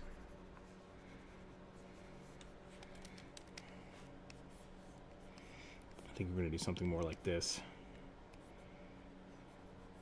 You know. Apparently, people online, well, at least forums, are massively angry about the supposed, well, I guess technically it is a railgun adjustment. I mean, what I was seeing, I assume they were nerfing it a little bit, right? Yeah. Did they just drop the damage? What did they do to it? Let me put the note. Because what I was, Very specific. let me guess what happened. Because what I was seeing was that a lot of people were basically taking the railgun because it is too efficient and too high damage, that it's outperforming other things. So it doesn't leave space for other things to be be useful. Like the rockets are great, but they have a huge reload timer, but they do the same amount of damage as a railgun. So it's like, why would I take a rocket when I can just have a railgun? Oh, it's a cloak. Yeah. I was trying to make sure that was not a giant giant gnome dong. We'll get there. I have a few minor criticisms of 2E. Oh, there's a lot. There's a lot of criticisms of 2E, but that's fine. Oh yeah. Look at that package. It's Yeah. 2E is definitely a product of its time. Mm-hmm. Don't want to invest time and money into another game system I can't find anyone to play. Yeah, it's really just like, I wouldn't invest in any of the books and stuff until you find people that want to play it, and then I would, especially with Pathfinder, it's all online for free. Like, you can play all of it. Just go to Path Builder, yeah, or just through Foundry. And then if you guys like it, then I would start picking up the books. That's basically how we do it. I buy some of the books because I want to play it, and then when my friends start playing it, some of them are like, oh, I'm going to get this one. It's like, yeah, cool. Work.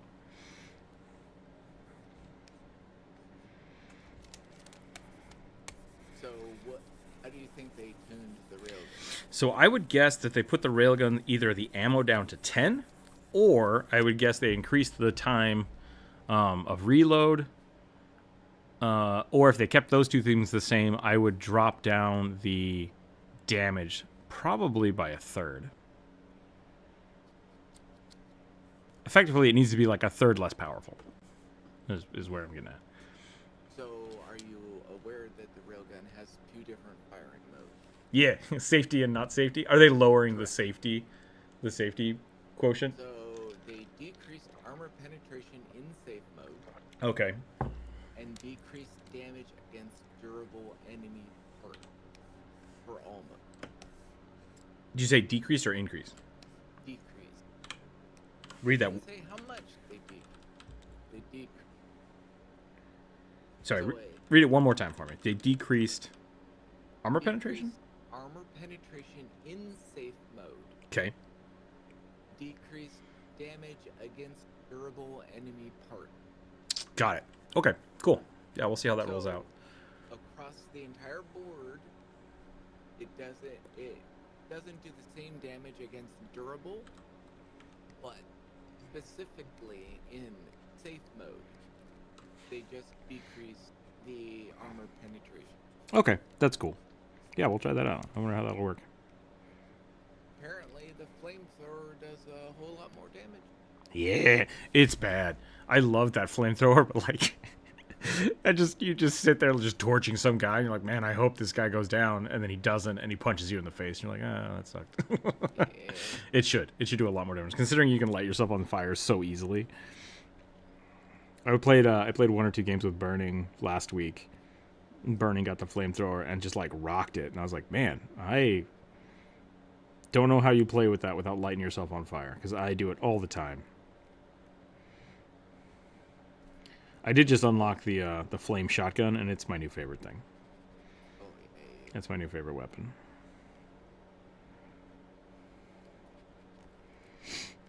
So they also tuned up the laser. Nice. The regular one or the cannon? The cannon. Nice. Okay. That's one of Jump Rope's favorite weapons, so I'm sure she'll enjoy that. I felt like it was a little weird because like the small one seems almost as effective as it, and it's like, what's the point? What's the point of the big boy? Yeah, they didn't say that they touched the small one.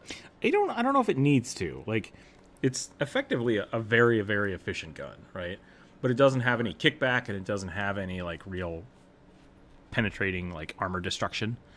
So I think that's good. I think that one was pretty good. But the big one, you feel like should be blasting armor off of stuff, and it just doesn't. It's just like, what's the point of you? He's got to get that good. He's got to get that good baby money coming in somehow. Yeah. Come check out the adult themed Patreon page. I've not yet gone that far, but.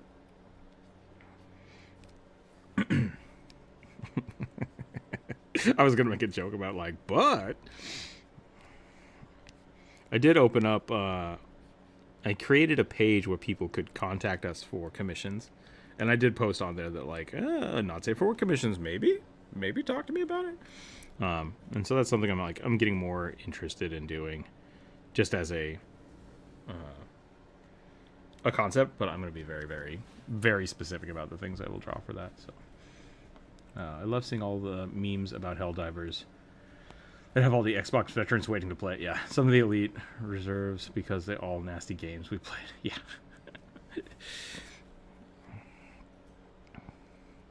Helldivers is really fun. I think Helldivers. I think I bought it on PC and Xbox. I can't remember. Maybe I played it on PlayStation. It was really good. It was one of those games that like, what are we talking about now? We're talking about me making money on Patreon, drawing gnome dongs and Helldivers. Those are the things we're talking about. Now I've lost my train of thought. Oh yeah, Xbox, PlayStation. Yeah, Helldivers 1 was really good because it was one of those few games that like I could play, and then if someone else is like, "Hey, I want to get into that game," it didn't matter what level they were, right? Like everything works so well just jumping into the game, and it's so kit friendly that if someone's like, "I want to be the healer this time," it's like, "Great, go for it." Like there's so much stuff to do and so many different ways to play the game. So there's a lot of different ways for people to get into it. And I love that. I love that about games. And if I make games, that's how I want to develop them. I want to develop them in ways where lots of different kinds of people can come together and enjoy the game differently. And I feel like that's kind of what's been missing with a lot of squad games lately. Because there's 10 years ago, like the old Battlefields and Call of Duties had like massive kit loadouts, and they've been kind of slowly been dwindled down. Even in the newer Battlefields, they're like less classes and more guns. It's like, yeah, but all the guns are kind of the same, so it doesn't matter. Which is a bummer. So I'm glad they went back to this. I think that's awesome. I've made total peace that if money is tight, I will start drawing fully not safe for work commissions. Yeah, there's nothing wrong with doing that. Like, I generally don't do that, partially because my experience in the past with not safe for work commissions is a little toxic, and so I've just kind of like, I just don't want that to be part of it. The other part of it is I like to share all of my work with people. Like when I do commissions, I like to stream them. I like to share it with like the Discord and stuff and put it on the internet. When you start doing not safe for work stuff, I have to be really careful about how you spread that. So like we do have a not safe for work tab in the Discord. Excuse me, I have hiccups now. In the Discord, where I do a lot of like my daily sketches, which are usually a little more like artistic nudes and pinups and stuff. So I'll share those from time to time, but like I don't want to put that on Instagram, and I don't want to share that with the YouTube. So it's just kind of generally a separate thing that doesn't get shared with the community. It's a good idea to have football back on. I have no artistic ability. There's a demand for furry pics. People say there's a demand for furry pics, but like you still have to be good at art. So one of my friends paid for a lot of his college by doing that. And it was always something that I thought was kind of funny. Yeah, people I think for the most part just like very specific style. Mm-hmm.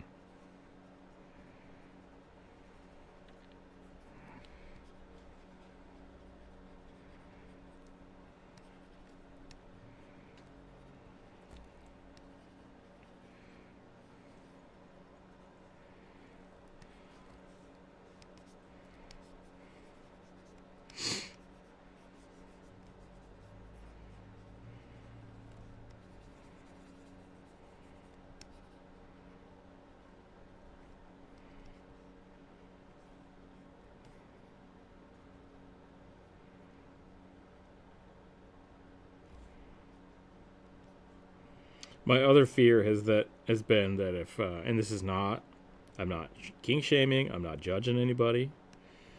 If I did open up not safe for work commissions, it would be people asking me to draw lots of minotaurs. I don't want to do that. I just don't want to do it. Not bad. I just don't want to do it. So. I just don't want to draw a lot of dragons banging cars. Yep, dragons banging cars. We actually looked it up. That Reddit is still still very active apparently. Like the meme says, $20 is $20. Hell yeah. Twitter well put, dude. Yeah, man. Yeah, I mean. Thank you, Elvin Hair. Thank you for the follow. Enjoy those emotes. If you would like a, what is it, March? It's March right now, right? I think I accidentally turned off that thing yesterday. What are we doing this month? I can't remember. Is it this one? No. This one?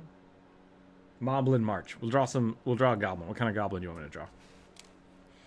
Some reasons I'm always looking at not wanting to get better at drawing faster. That's pretty common. I think a lot of people would love to get a lot better at art without having to spend the time or effort. But learning just doesn't happen that. Yep. There are some cool things you can do to get better faster that still require a lot of effort. I think it's one of those. One of these things. Like you can get better faster. You can get better faster or more effort. And like you have to pick two. No, that doesn't make sense. You can either put in a lot of effort, or you can put in a lot of time, or you can do it really fast. And you have to pick two. Fast with lots of effort. No, that doesn't work either. I'm gonna shut up. Is there steroids for art? Good critique. Good critique. Yep.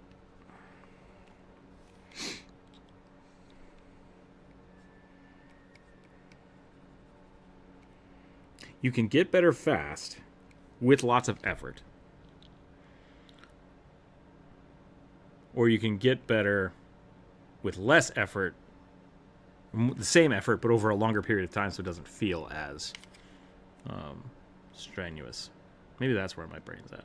I don't know anymore. I would suggest my steroids for art is being very openly critical of your own art and trying things that make you uncomfortable. So like trying to get feedback from a group. Say, hey, I'm trying to improve. What are the things that you see that need to be improved? And people are going to trash your art and it might make you feel bad and stop drawing. So like what you want to do is you want to first look at your art and say, these are the things I need to improve. Then do that. And if what you said and what they said are the same thing, now you know what you should work on. We broke him. Yeah, he broke me a little bit. And I think a lot of people don't do that. Like, the big excuse people give all the time is, like, oh, it's just my style. Or I didn't have enough time. It's like, those two things are, like, can be true. But if you sit down and you say, hey, is this the style I want, right? Like, if this is the style I want and people are critiquing it, then you can improve that style. You can still improve it. So you have to make sure that you're not making excuses. You are actively critiquing yourself as well. So, like, with my line art, like, yes, this is not the traditional, like, full rendered pieces because I like line art and I want to improve that. That being said, this is kind of garbage line art. It's too simple, and I could spend a lot more time on it and clean it up. And I have to do that because of time constraints here, and I know that, and that's why I think all of my pieces here could be better because I'm not spending time on them. And so I'm well aware of that critique on myself. And when I do commissions, I spend more time on it. I do, and that's kind of how you do that. So the other part of it is that time is the leading factor. Something that really like broke my brain when I was talking to one of my friends who is a professional artist. I mean, I'm a professional artist, but he works for professional companies. He works for different games companies. He's worked for Bungie. He's a lead director now at a different studio. But when I talk to him about it, he will show me a picture and I'll be like, oh, hot damn, this is amazing. And he's like, yeah, this is like 30 to 60 hours, I think, 30 to 40 hours. And I was like, I don't think I've ever spent 30 to 40 hours on anything. Like, I just never have. Thank you, Elliot. Well, and it's much the same as I'm sure a lot of people see for people that paint minis. For example. Oh, yeah. I know people that will spend upwards of 200 hours painting a single mini, and it looks amazing, beautiful, fantastic. Yep. And I would never use that in a game. So that is so yeah, exactly. So when you look at there is, you can't use the excuse of I didn't spend enough time on it, because you get to decide how much time you spend on something. And that happens a lot on, like, when I was doing like student teaching and stuff at the university, there were a lot of people that, like, every time they got up, they said, here's my assignment, here's what I did, I didn't get to spend enough time on it. It's just like, there are time constraints because we are at a school, but that's not a good excuse. Like, try to give us something that you can in that time. Now that we're not in school, just wait until your art feels like you're finished and share it, right? So don't let that be a distraction, right? You can always spend more time on a piece. Always. You can always spend more time on a piece. Get it to a point where you're happy with it, ask for critique, and then see if that critique fits your like what you expect people to give you for critique. If it's something that's like, hey, you didn't do this, and you're like, oh, I didn't expect that at all, like, maybe revisit your work and be like, ooh, is that something that I like the way it is and I don't want to listen to that critique, or is it something that maybe I can improve? And that's kind of the best way to do it. Critique is the most important thing that will help you grow and change as an artist. And if you can give yourself critique, that's great, but sometimes you can't see things. All right, so Elliot, thank you for the $5. I'm going to turn off the YouTube commercials now that we have a sponsor for the stream.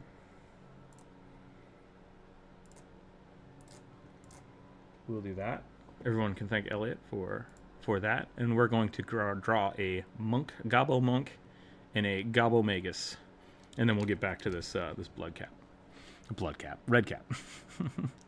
I still appreciate the sketches you make us, though. Yeah. Like,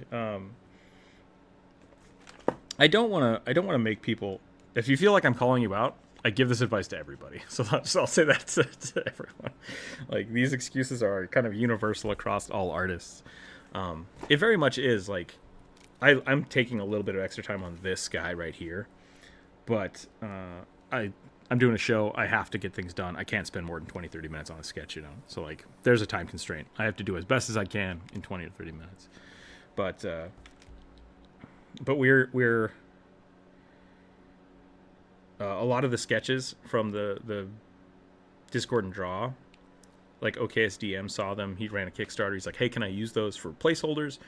And then now that the book is actually getting made, he wants me to go back and redraw them. So I'm now going to take a lot of those sketches and go back and spend a couple hours on them to make them like finished pieces, and like redraw them and re-edit them. And so he's like, that's going to be awesome. That's going to be really cool, because those sketches, some of them won't be the same at all. Like the iteration of concept to sketch to drawing to rendered piece, like, these are 4 steps of basically like redeveloping and redesigning things. And most of the time, I think people get here, like they get in between, like, I have a concept and I want to sketch it, and they don't finish this before they start looking for critique. And it's like, really, like, get here, get to where you're very happy and ready to continue, and then ask people what they think. Like, hey, I like this. What can I change? What should I work on? What should I look at? And then move on to this piece. Because the other thing that happens is people will get here, say, I like it, and then get to here, and there are errors and things that they could have improved at this step before they put the time and effort into it to getting to the farther steps. So it'd be cool if one of my idea characters were part of that world. Yeah, I have I'll be working on those online, so people will see that for sure. But a handful of them are gonna be picked up, which I think would be really cool. Gobbo magus and a Gobbo monk. Okay, maybe we just draw them at the same time.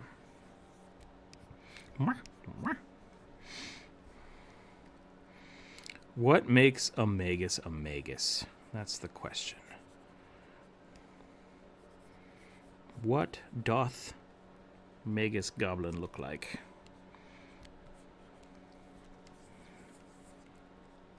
And what doth monk goblin look like? Baggy pants. Gotta get baggy pants for a monk goblin. Gotta have the poofy paint. Yeah.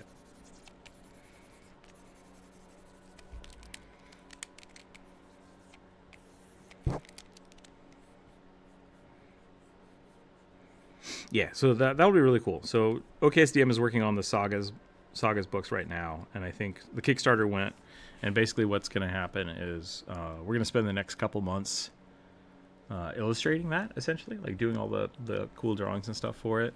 And then right now, people that bought into the Kickstarter basically are going to have access to the book. I believe. I could be wrong, but I believe they're going to have access to the full book and everything now. And then when we launch it in September or January, people can basically get that for pay as you go, like whatever they want to pay for it.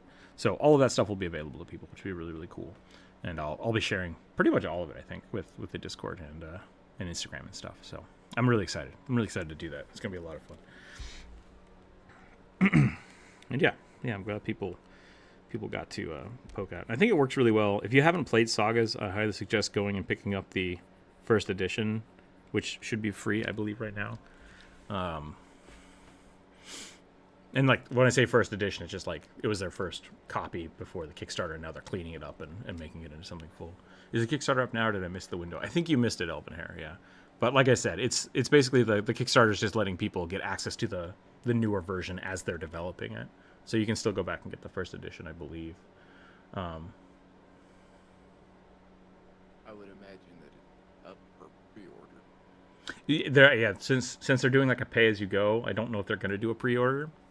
It is basically like it's weird. It's weird. They're still working on it, so I'll let you guys know as it goes. But the first edition is still, I believe, available, which is basically most of the stuff. But it's yeah. I lost my train of thought. Sorry. That sounds very similar to what MCDM is doing for their system. Yeah, I believe so. I think they are kind of modeling it off of that. You know, where essentially you see how you're paying for the opportunity to see how the sausage is being made. Yep, correct. People are Yep, they're paying for the sausage, and then and then you just essentially, because you're on the Kickstarter, you're just going to get the full version as is, and then people can buy it when it comes out. So you get a little bit of early access, which is pretty cool. I suggested the Plague Knight last week. Nice job, though. The description was difficult to interpret. Yeah, I was confused about that because Plague Knight's not really a traditional class, but it is kind of the fan art thing. So it's like, am I supposed to be making the Plague Knight, or am I supposed to be making like a Plague Doctor that is a knight? So we had fun with that. That one threw me through a loop, though, trying to figure out exactly what to do with it. Did you have a better, maybe not a better description, but like a more, what was your core idea for the character that maybe I misinterpreted a little bit? Or is that kind of what you wanted? Because the other part of it, I think, was like, even if it was a Plague Doctor, I remember being a little confused because the whole thing with Plague Knights and Plague Doctors would be the mask, but then you like described the face. So it's like, is the face no mask? But then what makes it a Plague Doctor? maybe the mask is he's Just an animated mask. well, could be that, or it could be effectively the Jaeger pilot or a flesh golem. I love the juxtaposition of the gritty killer of Plague Spreaders and the energy of Phil Swift. I have no idea what either of those are. What is a Phil Swift? And are the Plague Spreaders, is that from Warhammer? Am I guessing that's from Warhammer?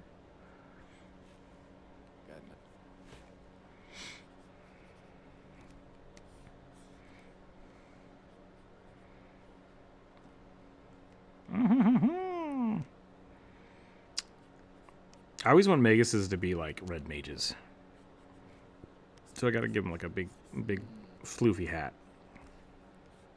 Maybe a cape? I can give him a cape.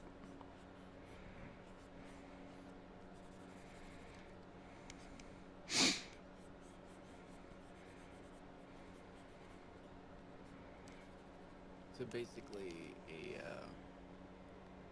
Never crossed your mind that it was a what's Shovel that? Knight character. profession. Phil Swift is Taylor's husband. Dr. Philip Swift. Oh, like a Spanish. I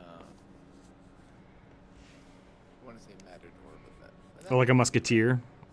yeah, Yeah. that's what I always hear Redmond. The concept of a Plague Knight gives me Warhammer Nurgle vibes. Yeah, I think that's what I originally, or not originally, but like eventually ended up at. Gotta start suggesting Final Fantasy classes. You're always welcome to. I love Final Fantasy characters. I would love to do more art for them. I'm supposed to draw a Black Mage again, and I have not started working on that yet. That might have to be a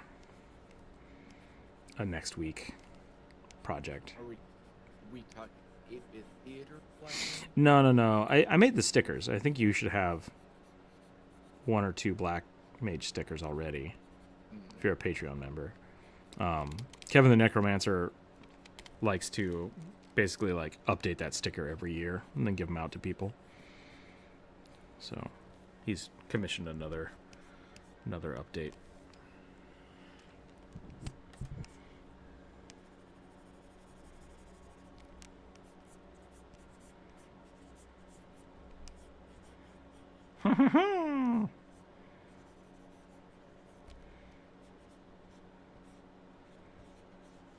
The Magoose.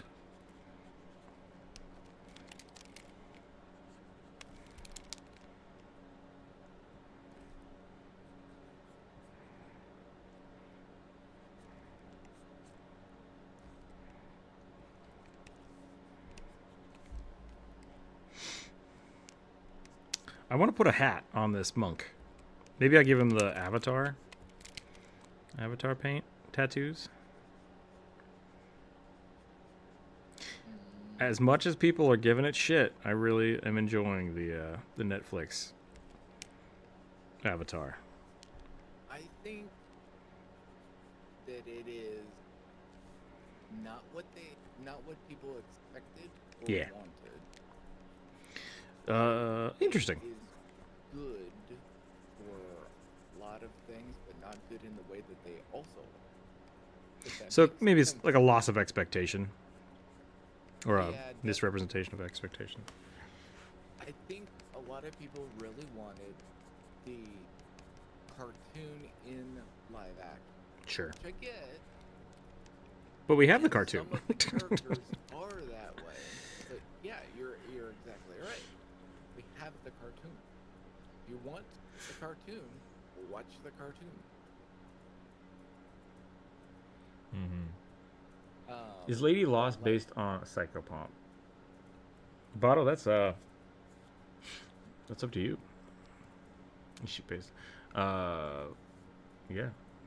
Psychopomps is Psychopomps. Everything's a Psychopomp. It's great. They're all over the place.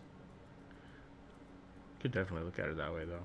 I guess maybe she is, because I was looking at her. This is a character for Botto's game, which I don't think is really relevant, but because I don't think anybody has aspect or like a reference to it, which is why I think you should get the website up so people can start looking at it, because I'd love to show it off.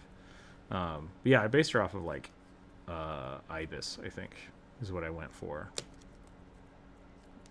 which I love. Not relevant. Well, not relevant to this conversation, because you and I are the only people that know what the hell we're talking about. Like, no one else has any context to what Lady Lost is or what it's based off of. So, I really do think we should get a website up with all that on there, because yeah, we got a lot of cool stuff to show off there. But no one knows what we're talking about, so yeah. You can basically boil it down to big guy, gore-covered armor, perfectly clean, and well-kept face. Okay.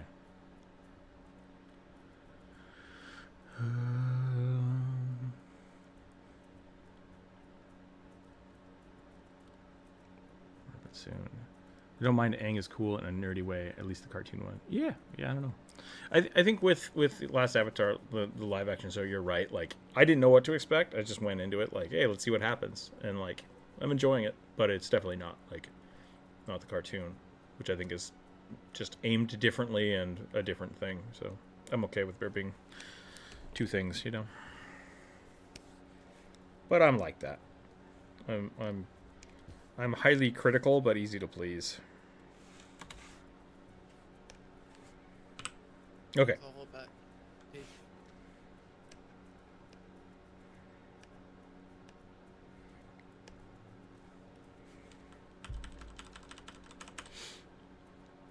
Patrick Bateman.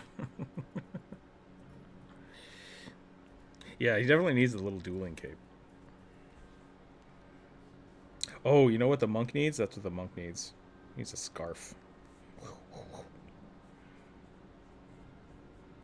Needs a scarf that's like 6 times longer than a standard. Yep. The monk scarf. Monk scarf is super good.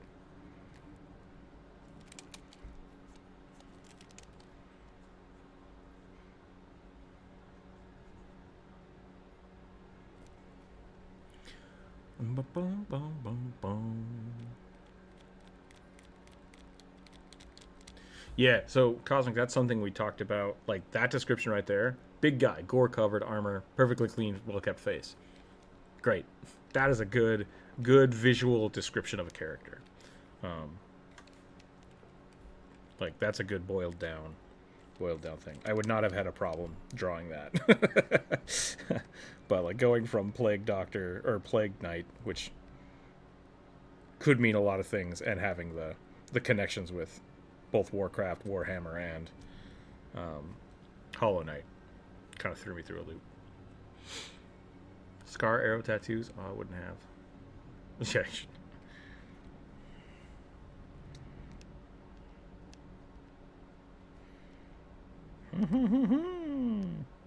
I gave him a little scarf too.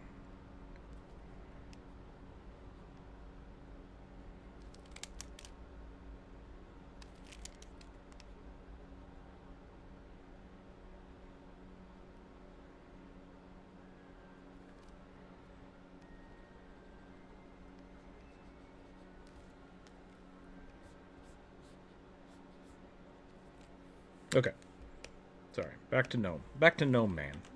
What time is it? 1 o'clock? We're doing all right. I want to give him a big old scythe, and I think we're going to call it on this guy.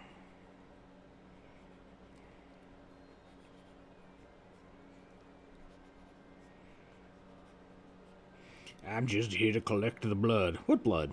Your blood.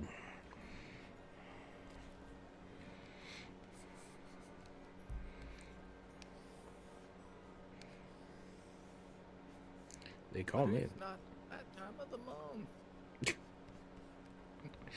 What do you think this is? Oh, crap. I was going to say Blood Souls. That's not right. What the hell is the other one called? Demon Blood? That's not right either. The one with the pointy tricorn hat. Oh, Bloodborne? Bloodborne, there we go.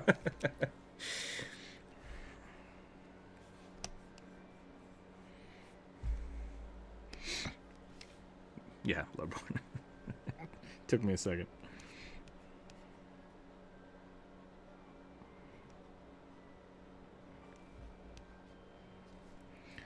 I really do feel like the premise for Bloodborne is like, what's scarier than demon blood? It's like, I don't know. Lady blood? They're like, oh god, that's too terrifying. Let's do it.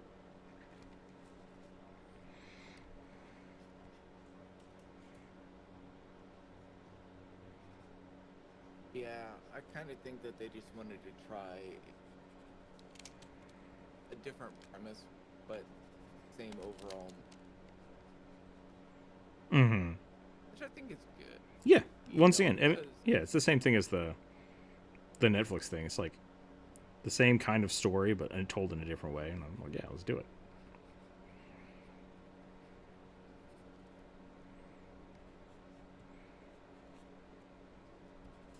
Sorry, I didn't mean to interrupt you there. No, you're. I didn't have really I don't think. I've forgot already. Okay.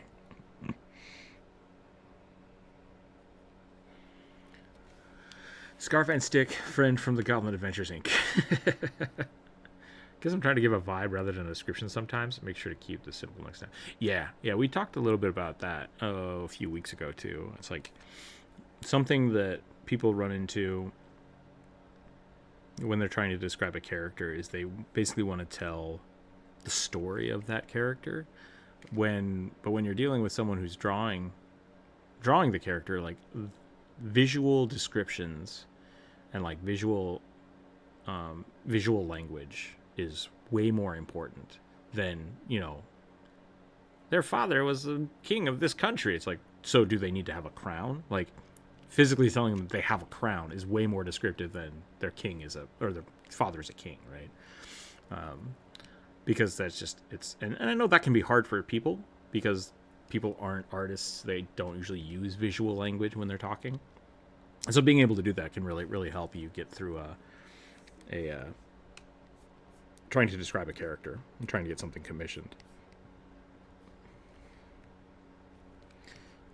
Yeah. And I've had people in the past send me like a paragraph or page of a character's backstory, which is neat to have. Sometimes that can be informative, but they won't tell me like anything they want to see on the character. It's like, do they have weapons? Like, do they have hair? What color is their hair? Like, what are the visual things that you want to see on a character? And that can lead to a lot of problems. Talk about character's voice, which I can be less than helpful. Yeah, like, specifically when it comes to drawing a character, it's like that's not something you can visually represent. I've also had people, like partially with Cosmic when you made that suggestion last time, because I was so hung up on the plague-esque matter of it and then describing his face. That's what really confused me, right? Because to me, those are two visual things, but they conflict. And so I've had people try to tell me like, here's what I want to see about like they have all these tattoos on their chest and like it's all great and they're wearing plate mail, or they look like this and then they have this helmet. And it's like, so you've described two things that can't coexist at the same time. And that's the conflict, right? That's a conflict that the artist has to just basically decide what they think is the most important part. So if you have a character that like you want to see them wearing a helmet, describe the helmet. You don't have to describe the face. Just describe the helmet. Or if they have like a bunch of weapons, describe the weapons that you want to show off. Because if you tell me like your character has this magical sword, I'm going to try to draw them with the magical sword, like holding it, right? And that can be really cool. But I've had people do that and been like, oh, so they've got this giant tower shield and they've got this spear and they've got this sword and they've got a gun. It's like, do they have 4 arms? Like, do you want to put the shield on their back? Like, what are we doing with that? So those are just little things. Like understanding the visual language you need to portray those can be really helpful. Really, really helpful. People documented Abraham Lincoln's voice didn't match his appearance at all. If I described it, you'd draw something completely different. Yeah, if you told me to draw the president and you gave me like Abraham Lincoln's voice, I would not know that he was very tall, had a beard, or a stovepipe hat, right? Like, you just don't get those. You don't get the visual descriptions from those kind of things. And sometimes I've noticed people will describe like a pose over what the character actually looks like, which is interesting. A few weeks ago, someone described someone as like a sassy tabaxi or something, but that was it. That was the whole description. It's like, does their visual appearance look sassy? Like, are they just always sassy? Like, what does that mean to the person? Because it could be something totally different than the artist. Yeah. Do you want me to show them being sassy? Like,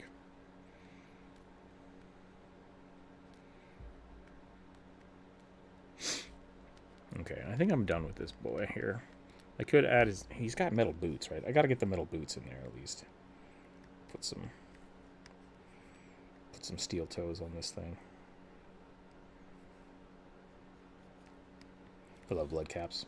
One of my favorite monsters.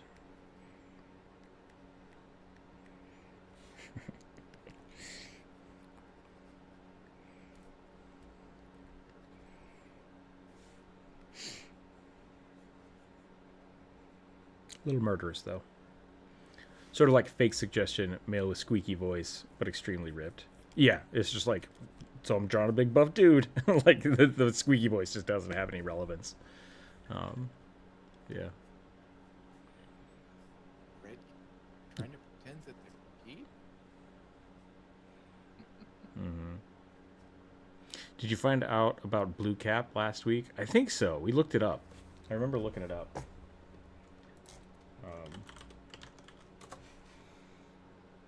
Essentially, like, the Blue Cap is the progenitor to the Red Cap folklore, I think.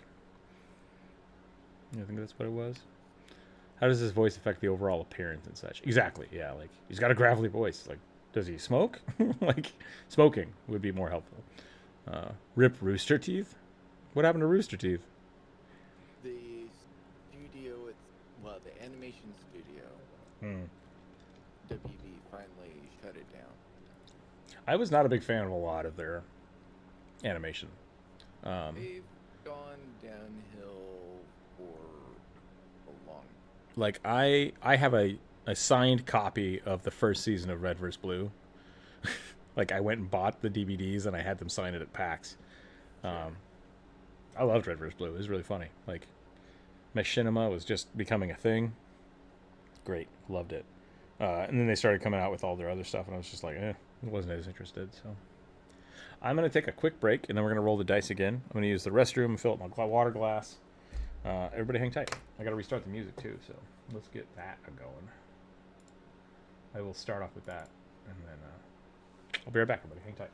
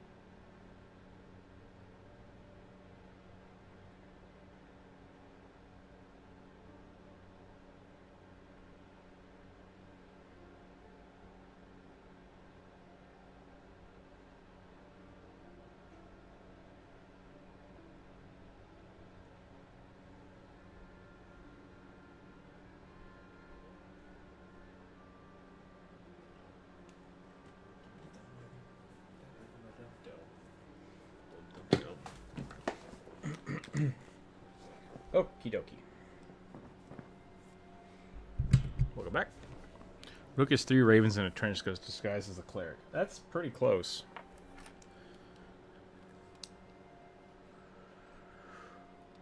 I think you decided they were a warning that methane was present. Wait, what?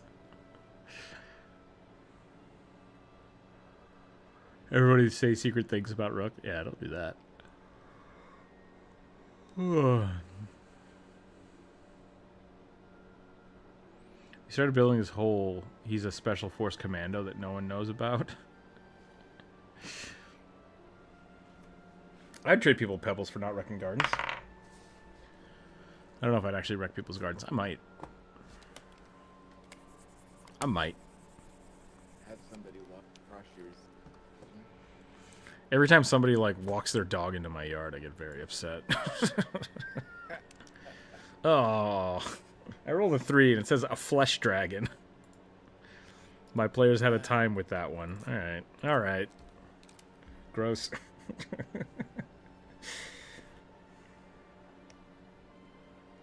Why you guys gotta be like this? Rook lore might start approaching the levels of Chuck Norris if this goes too far. Yeah, I'd be careful about that. We don't need to start another cult.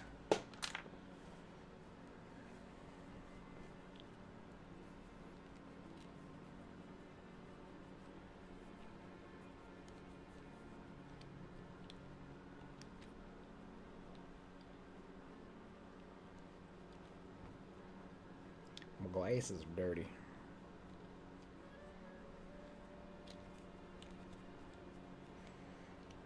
Oh yeah, how's the ad doing? It's alright.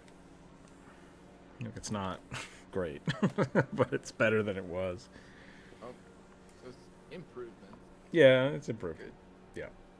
I can see, I can drive. Reading is... I can read, which is good, but like... it's messy. I have 20/20 vision in... Hold on a second. If this is my eye line... If I do this, if I stare right here, I have 20/20 vision right there. And then this is garbage, and then this is garbage, and this is garbage. But I can read, I can see, and I can fight. So we're good. It's Weird Dragon Day? Yeah. What would a flesh dragon look like? I guess a flesh golem is just like chunks of meat, right?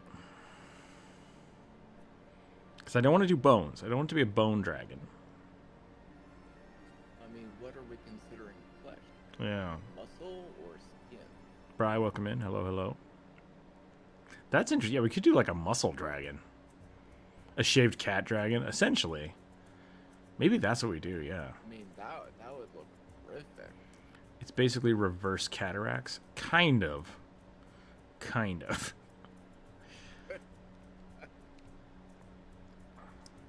Essentially what happened was I had like a blood vessel burst here, and it leaked blood into my eye, and then all of that blood basically scarred up my vision. And so they went in and cleaned it out, and then after a while they removed the scar tissue, and now it's just slowly healing. So my eyes just kind of janky. I have a weird like dead spot, like right here, that is just kind of, yeah. I asked them, I'm like, so is that like permanent? And they're like, I was like, cool, thanks. So we'll see.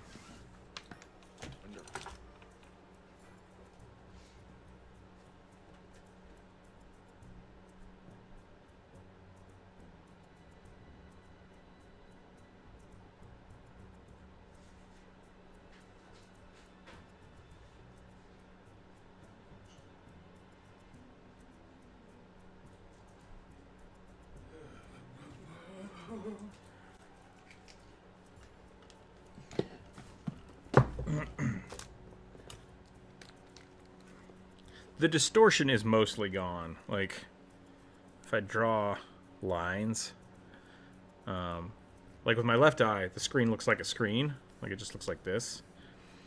But with my right eye, it looks a little like this. And then that's where that blind spot is.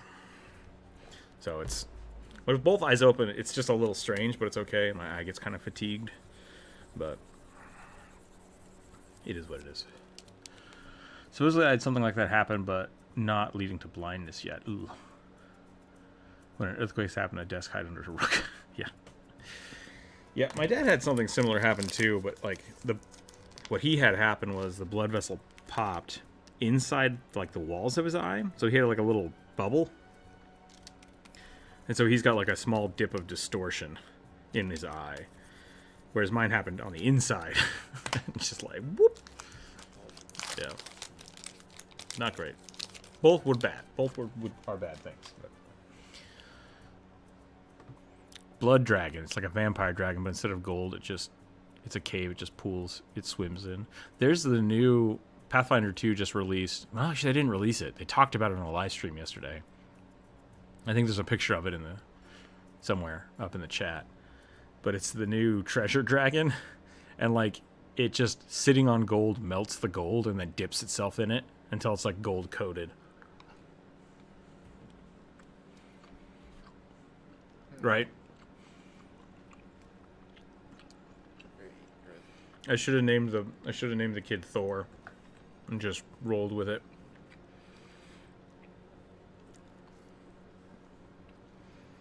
Thor or Loki.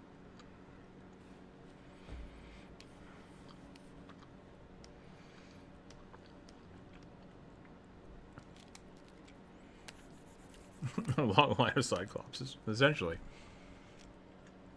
Bestiary Core and Monster Core this month. Been waiting for it. Yeah, I'm excited. I don't think I actually bought it yet, but maybe I'll ask for it for my birthday or something.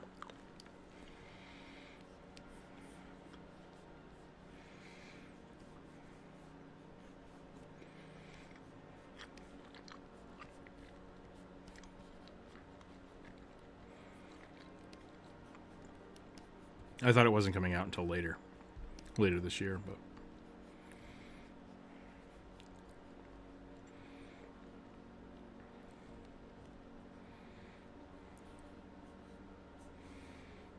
God, do I make this thing just like super wrinkly?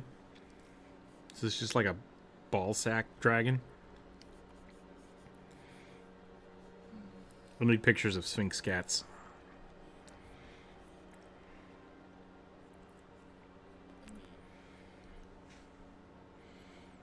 Player Court 2 is like June. Sorry, what was that?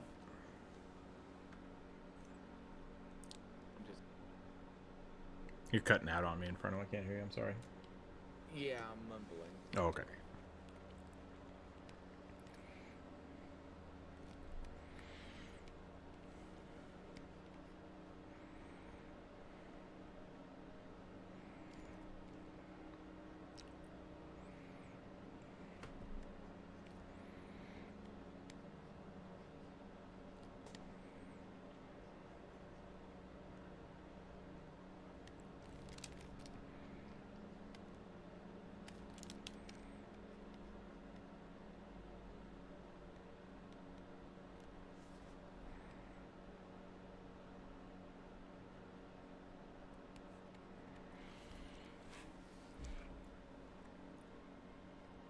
Brooke's so smart that the calculator's asking for help on math. Yeah.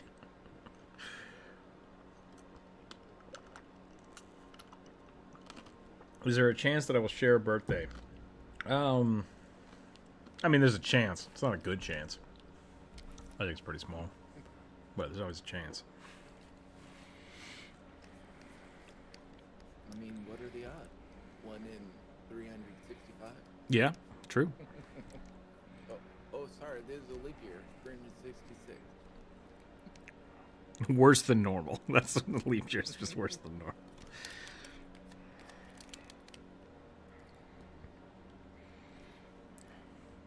Look at that wrinkly old cat.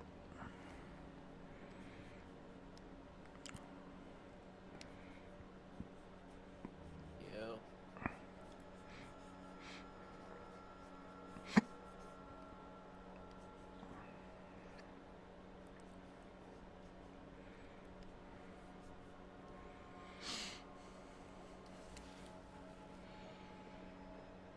Is it stress based? Oh, you're talking about my eye? The doctors think that's part of it. Like, it was somewhere between my blood pressure being way too high, drinking too much caffeine, not sleeping for 3 days, and just general stress. Yeah. So, because that was right when Skip Cat got sick, and he didn't basically stop eating, and so I was like staying up with him. And yeah, a whole bunch of weird shit happened last year around this time. I took Skip Cat to the vet a month ago, and they were like, "Wait, this is the same cat?" I'm like, "Yep." And they're like, "Are you sure?" I'm like, "Yes." And they're like, "Because he's still alive." And I'm like, "I'm aware of that." He's still kicking. He's still going. So I hear Flesh Dragon, and I'm brought back to when I watched the Godzilla analog horror. What was the Shin Godzilla is a little flesh dragony. That one was pretty weird.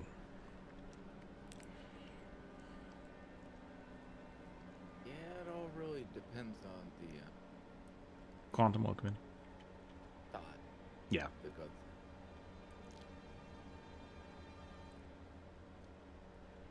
The Monster Core comes out the 27th, the day I get 1 year closer. Nice. Nice. It's a sign. Unless by Godzilla you were talking about Godzilla. Has anybody seen Godzilla -1? I hear it's good, but I haven't actually talked to anybody that's seen it. I have not watched it myself, but the people that I know that have watched it enjoyed it a lot. But I say that apprehensively because they are, well, both of these father and son are extreme Godzilla fans. Okay. Well, that's good. I mean, that's I think that's fine. Because, like, if you like something and the fans like it, that's great. That means it's probably right on par. I watched Shin Godzilla and it was okay, but, like, it was a little too much Evangelion for me.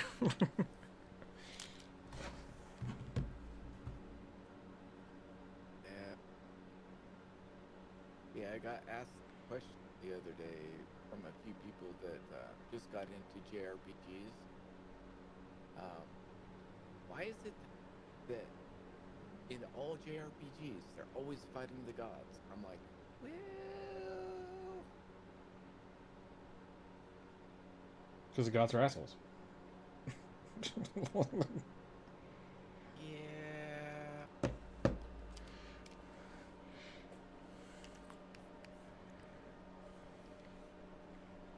I've basically made a giant penis monster. I mean, that's kind of what it sounded like that was supposed to be to me. Yep. I done been tricked. No cars involved. Yeah. Saggy, floppy, flesh dragon. Super not excited. Patreon. I've been looking at the Eldritch books that existed or maybe used in the Saturday campaign. Oh, in the Saturday's campaign. Okay. Yeah, you could do a lot of stuff. I like the Eldritch stuff that has the D&D flavored Eldritch horror. I really like that. I find it interesting that the False Hydra is recognized pretty often and associated with D&D despite being a fan creation. I mean, to me, the False Hydra is just an example of lazy writing. And it's just... I think it's one of those, like, it's more synonymous with D&D horror stories because it sounds like a badass thing to do, but in practice it's not fun. Yeah, and once the other players recognize it for what it is, whether or not their characters do or not, it's like, Yeah, it's an extreme, like, it works really well with, like, the because it follows the trope of, like, the weeping angels, right? Like, in world, it doesn't make, not weeping angels, the silence from Doctor Who. in world the characters don't know. They know nothing, right? Like they can't know anything. But we can kind of piece it together because we're observers. And in D&D, it's sometimes hard for people to distinguish what they're observing and what their characters are observing. So it's really hard on the DM to pull that off, and it's really hard for the players if they're not used to it to try to also play that. So it's a really complicated thing. It is a hot take, absolutely. Yeah, you have to have players that are extremely adept at playing roles. Yeah. And honestly, I just generally don't find it worthwhile to try to do that. But I do think it can be fun and it can be done well. Like I said, like Doctor Who did a really cool version of it with the silence. But once again, Doctor Who kind of has that meta breaking ability because he's the Doctor, right? So Drew's going to be disappointed he missed out on the Phallus Palace. Yeah. The stream today is dedicated to monster dongs. Yep, essentially, I do feel like that is what happened. But yeah, the whole. Most people, if you ask them about the False Hydra, who I've talked to play D&D, don't know what it is. And the people I do talk to are more. It's more of kind of a phenomenon on YouTube as a horror story / creepypasta. So I wouldn't recommend trying to play it. I don't think it's that interesting. I think it's one of those kind of like edgy, like, ooh, check out this badass thing that you can't ever learn about. It's like, all right, I don't care. Like, I can see a creature whose main ability is gaslighting not going well. Yeah, exactly. It's not fun. It reminds me of high school improv classes where you had a team and then you're given, a specific prompt. It's like, oh, but all these characters don't know what's going on. Yeah. It's like, okay. That's what I'm. Sound like a game. Right. Yep. That's the lazy writing aspect for me. It's like, it sounds cool on paper, but like in practice, it just doesn't work well with mechanics. And I think it'd be much more interesting to. It's like, what if you had an NPC, or sorry, not an NPC, like a big bad guy that just didn't actually care, and it's like, yeah, you can do that, but it's not interesting. Like, it's just, so I don't know. Gnomes just got called out of the chat right and left. So yeah, sorry if you're the person that invented the False Hydra. You know what's more interesting to me? A real Hydra. So like, it's just why. Yeah. There's a lot of really interesting things you can do with the concept of, people in a town going missing. But if people in a town are going missing and no one notices that they're going missing, then nobody notices and it doesn't matter and nothing happens. And it's just like, it's so pointless. Effectively, nothing is happening. Because even your characters wouldn't know that person was over there. Yep. And that's like Doctor Who did a really fun thing with that, where like, what they did is all of a sudden, like, the Doctor starts having check marks on his arm, and he's just like, the fuck is this? And then he kind of puts it together. But the thing is, like, those would never show up unless you have previous knowledge. So you basically have to bring the players into a town and then break the fourth wall and then tell them to forget everything you just told them. And it's like, okay. It's called the False Hydra for a reason. It doesn't hold a candle to the real Hydra. Yeah. Basically raises the question, do you trust your players to play a mystery mission or a campaign? Yeah, and it's just too complicated. Like, it's too complicated. Yeah, I think the closest that I've ever played in any game, that I've run that's like that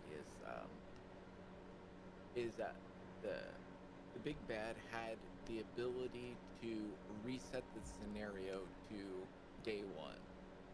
Oh, like just a clock reset? Yeah, depending on if any certain very highly specific flags were ever raised. And the party did trigger those flags a few times, but the key thing that I made sure that everybody knew is that you are all completely aware that this is happening. Just Groundhog's Day 'em. Yeah. Yeah, that can be fun.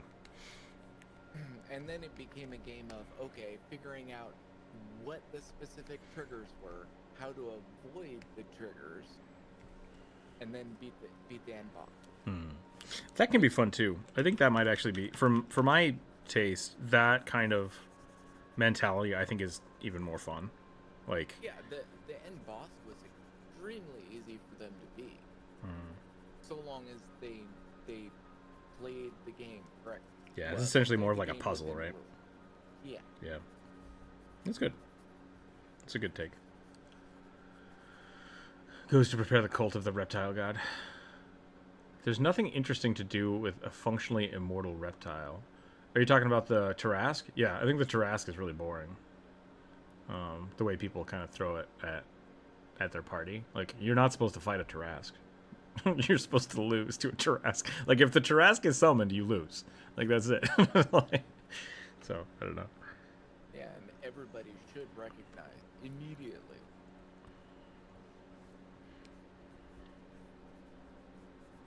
Okay. I think I'm done with this weird, wrinkly boy. I love the concept of the Tarrasque as like a Godzilla-type entity where, like, you aren't supposed to fight it, you just have to mitigate it or escape it, or, like, you know, how do you protect a village from a Tarrasque? Like, it shouldn't be something that your party's ever like, yeah, let's go fight that thing, because it's like, this is a god-devouring creature. Are you gods? Not your jam. Not your jam. Sometimes parties are, and that's totally fine. But yeah, I've actually never played in a campaign over level 15. yeah, I can't even imagine. I think 12 or 14 is the highest I've ever gone. I did play one shot that started at level 20 that was kind of like that, and it was bonkers. Like, it was. Yeah, I mean,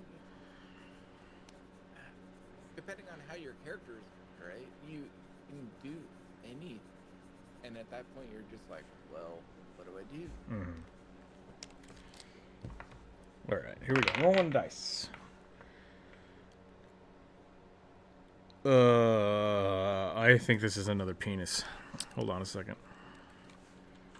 What is an Artuk? Oh God. An Artuk, aberrant sorcerer. This thing is a giant spiny penis monster. What is going on here? I'm gonna. This is the official artwork. I will copy this if I can, and I will post it, and then YouTube can yell at me later.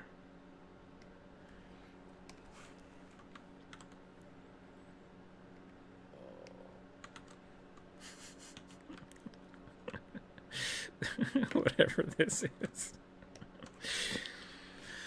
What have I got myself into? Looks at the scroll summoning Tarrasque. I know what I must do, but I don't know if I have the strength to do it. That's pretty good. Isn't there a game about building a town on the back of a Tarrasque? Oh, maybe. That could be interesting. Not sure about board games, but that is the premises behind what is it? Enno Chronicles? Okay. Monster March. It's Moblin March. But this week, I just decided to let people throw monsters at me. Apparently, everybody just wants to see Monster Dong. Which, you know, whatever. Whatever. Let me read this here. Counter argument: if it has hit points, the players can and will kill it. Yeah. Yep. Which is that's why I think they're boring, because like the concept of the Tarrasque is supposed to be Godzilla, right? Like that's confirmed. But so they wanted something that like the players could fight Godzilla. That's how you do it. They made the Tarrasque. So it is. It's just a big giant monster, but it's purposefully overtuned, and so you basically, I don't want to say you have to, but like in most situations, the Tarrasque is thrown at players in an attempt to humble them, and I would argue usually fails because it can be killed. I think the Tarrasque should be essentially unkillable. I think it's more interesting in that aspect. Because yeah, like at the end of the day, you're just gonna throw a rock golem at it and win. But I do think you could make that with the synonymous. People know the Tarask. People have like a legend or a lore around the Tarask being like the end all be all monster, and then high level parties just stomp it, and it's like, yeah, like maybe not.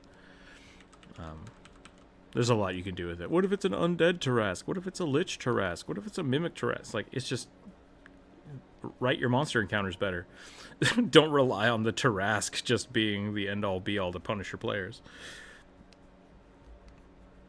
Because that's definitely what it feels like when you're lower. Yeah. Yeah, if you throw a Tarask at like a party of 5, it feels about right. It feels about right of like, you guys are effed. Like, what do you do? Right? And so I do like the Tarask being like thematically placed. Like, someone is trying to summon a Tarask to destroy this continent, right? How do you stop it? No one's going to be like, let's fight it. Like, no, it's like, you don't want that to happen, so you try to prevent it. Or someone unleashes a Tarask, and now the city is being destroyed. Do you help people? Do you try to slow it down? What do you do? It's not supposed to be a, you fight this, right? Because this thing should be massive. And I think in earlier, like, editions now, like, I think it's colossal sized, which is pretty big, but, like, I would go bigger. I would go bigger.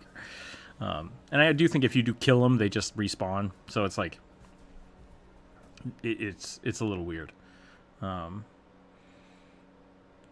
Guide to Yokai has kaiju combat mechanics, so fight Tarask like enemies, but even then it's like you're still probably gonna die. Yeah, and that can be fun. Like, that would be a good theme-based fight, where if you want to actually do like a kaiju battle, I would definitely throw a Tarask in there somewhere. Even in the Godzilla movies, he could die. Yeah. I'm ready to be the Venus ketchup trap. If you're gonna throw disaster at your players, just do that. Yeah, exactly. And I like looking at the Tarask as more like a natural disaster, maybe an arcane disaster, I guess. But yeah, I think we're caught up.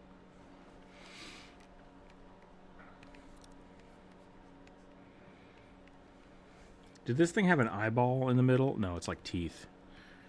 It's like weird teeth. I'm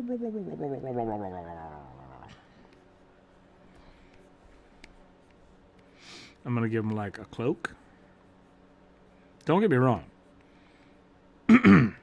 If your party can fight a Tarask, sure, fight a Tarask. But like, I think there's some really interesting things you can do it with Tarasks before you just use them as a punching bag. I base my Tarask on being inspired by the horned devil caterpillars. They live in prehistoric world cleanser, and the reason they only ever won is because they hunt each other down till there's an alpha. That's cool. I like that. That's pretty neat. There's so many ways to choose chaos. Giant monsters is just one of many. Yeah, I'm a big fan of like volcano monsters. Stuff just coming out of the ground. I'm just like, hey, everything's on fire. You guys should run.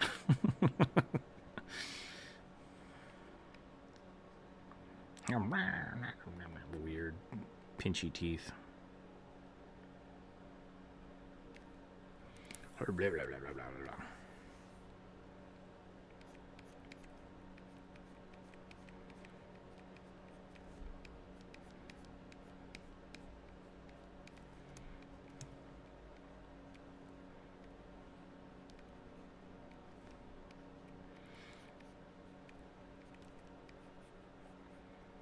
I've had a lot more trouble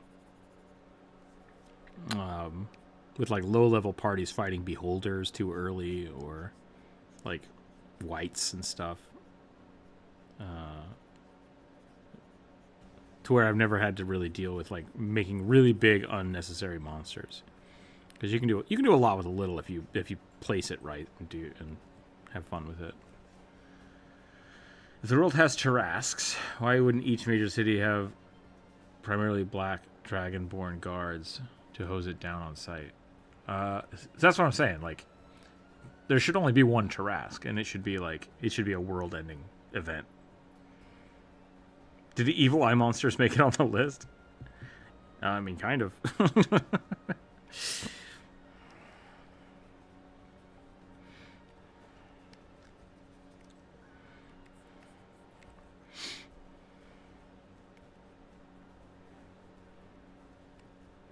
One does not simply fight it.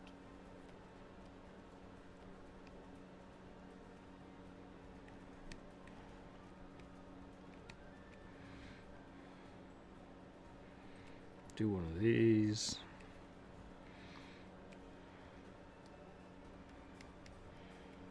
Should I give him a wand?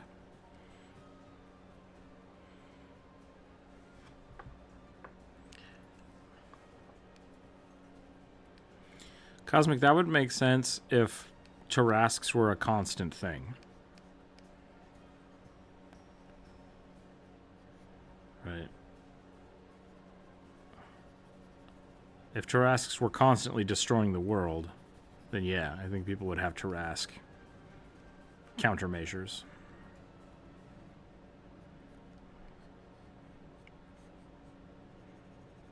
That would make sense.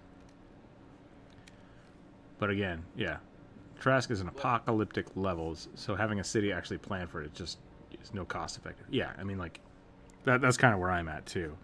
It's like, Yeah, it's like you're turning your D&D game into a Monster Hunter game. yep. Is your universe built around destroying titans?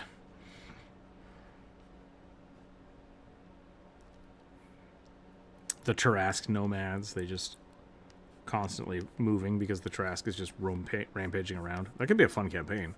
Yeah, that'd be an interesting setting. Maybe there's like a bastion city that has built itself up by like harvesting acid from Onkeg or something.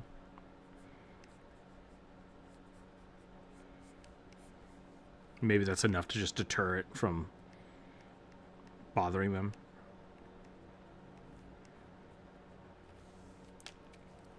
See? Clever writing. Like, you can write a story about this. Have fun with it.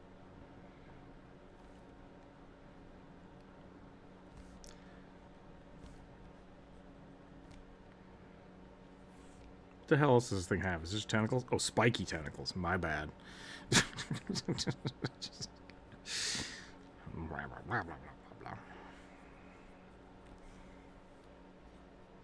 You're a wizard, Harry.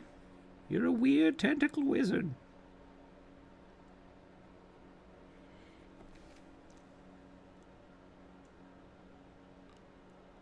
The big sin monster? What's the big sin monster?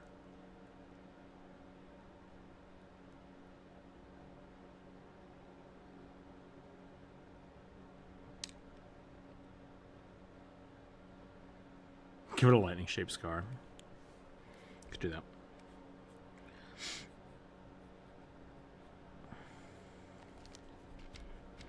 Yeah, Cosmic, that makes sense. But once again, like, if your Tarrasque isn't...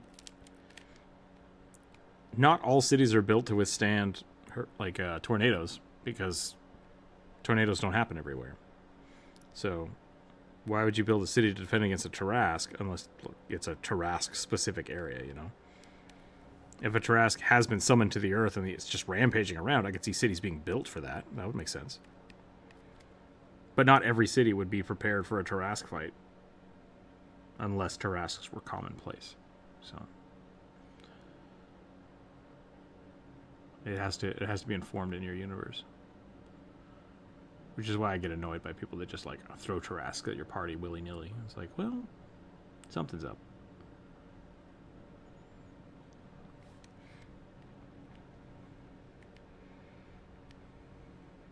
Because I would make the same argument about dragons, right? Like, there's no reason to not have dragon defenses in a city. In a world full of dragons. So, how full of dragons is your world? Is something you need to ask yourself when you're designing your own campaign.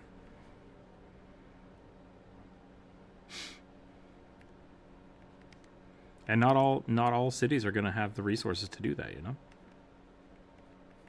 But a fisherman city might be more adept at fending off like a kraken or just big sea monsters.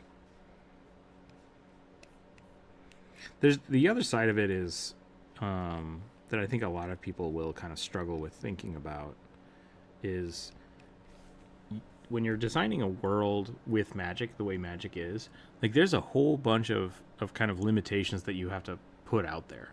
Because if every town has access to like a giant temple with level 20 clerics, death doesn't exist anymore. Like disease shouldn't exist anymore. Like magical effects should really be kind of aligned to your players and should be rare. Like even your fighters, like a level 18 fighter or monk should be like able to take out armies of people. They just should. Like that's the power level we're looking at.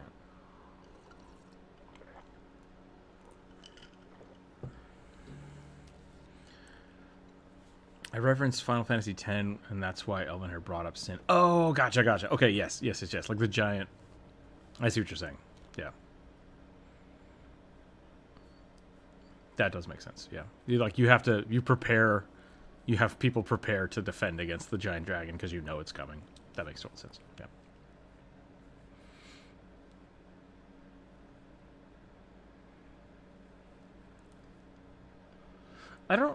Are the Tarrasques? I don't think they're naturally occurring or on the material plane. I think there's a Tarrasque, and I think it's in. I thought it was in the Ethereal Sea. Let me look that up. I'm not. I would imagine that it's game dependent. Because the Trask, as a concept, is a shared idea between lots. Yeah. It is a level 33 creature. It's a challenge rating 30.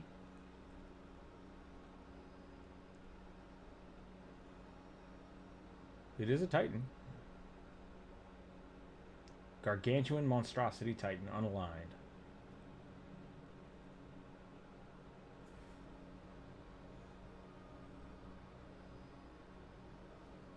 It is on the material plane, yep.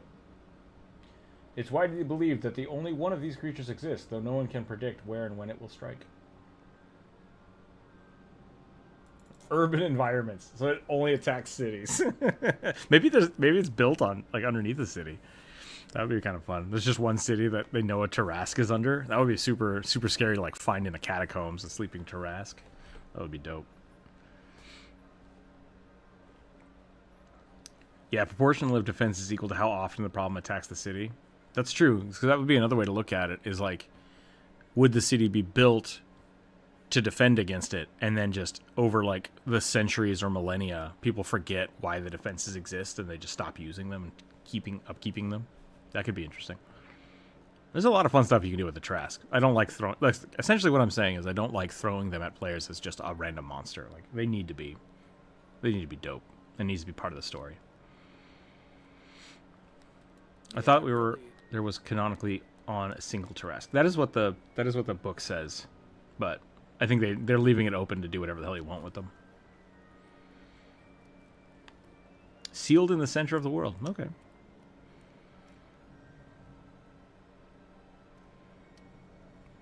A level 20 fighter should be able to fight armies. In reality, enough crabs will drop any hero. I mean, statistically. Statistically, enough of anything will eventually anything else, right? Like, creature can't die permanently since it has a Phoenix revival ability and ignores disintegration. Yeah. 50 crabs can take any humanoid. What's the percentage of that? Like, let's think about it. So with a 5% chance to critical, still only doing 1 damage. That means if you have 40 crabs, that's 2 damage a round. So a level 20 fighter was taking 2 damage a round. I'm going to guess they have like 120 hit points. So can a fighter attack 40 crabs before 40 crabs kill him? That's the question. Dylan, welcome in. Hello. Welcome back.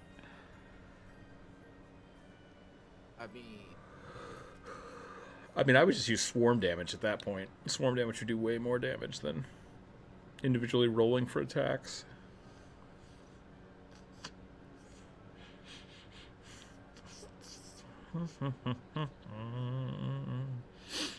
Yeah, you would have to play the numbers, find out what the statistical average is. Yeah. How many attacks they had within a time frame. I'm sure we could do that.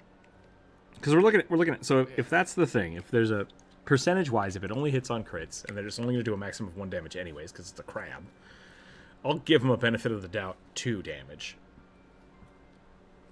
Oh, the Trask is a spawn of Rovagog? Okay, that makes more sense. That could be where I thought it was from a different plane. If it's just one of the, like it's a deity spawn thing. Yeah, Swarm is great. Swarm is great for that. Because then you look at the average anyways, and it's like 4 damage, so it's just, the spawn does 4 damage, which is still 35 rounds. And if a fighter has 35 rounds to attack something, like, that's hundreds and hundreds and hundreds of damage. Like, I'm not worried about it. Where are you from? I'm from Poland. I'm from the United States. Yeah, I'm on the West Coast.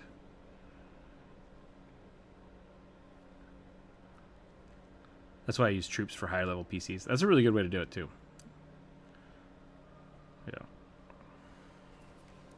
Troops are great. Troops are essentially people swarms. So you don't have to look at rolling for everybody. I'm a big fan of skeleton swarms. Those are really fun.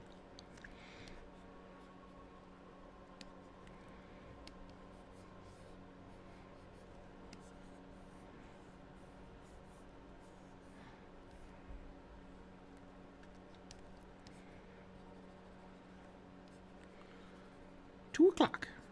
Yeah, we're doing all right.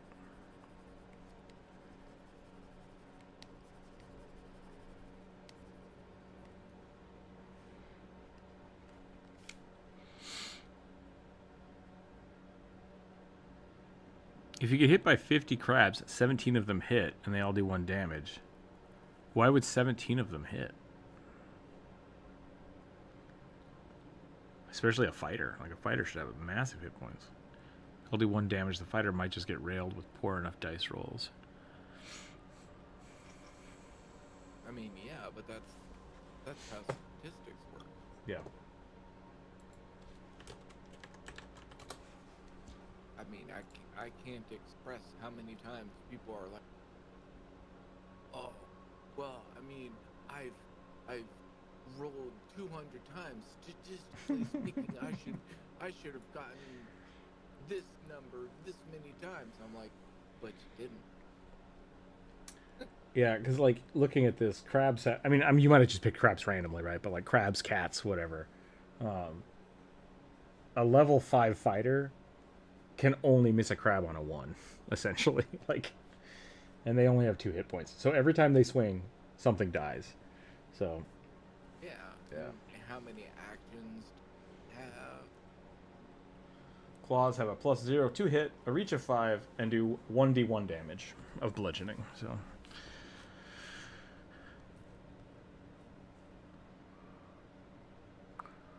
Or more world building. Than what most people think about. Economics on how they affect technology in games overly complicated for some DMs and players.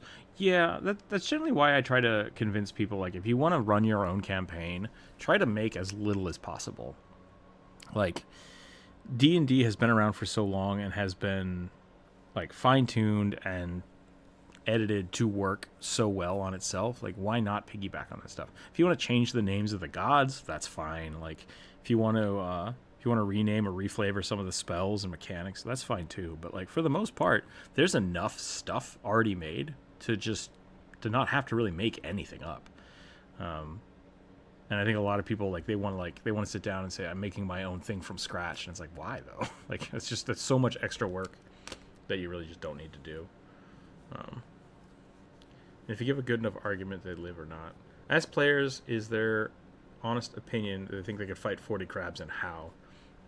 Just roll around. Just roll around on them. You're going to get pinched.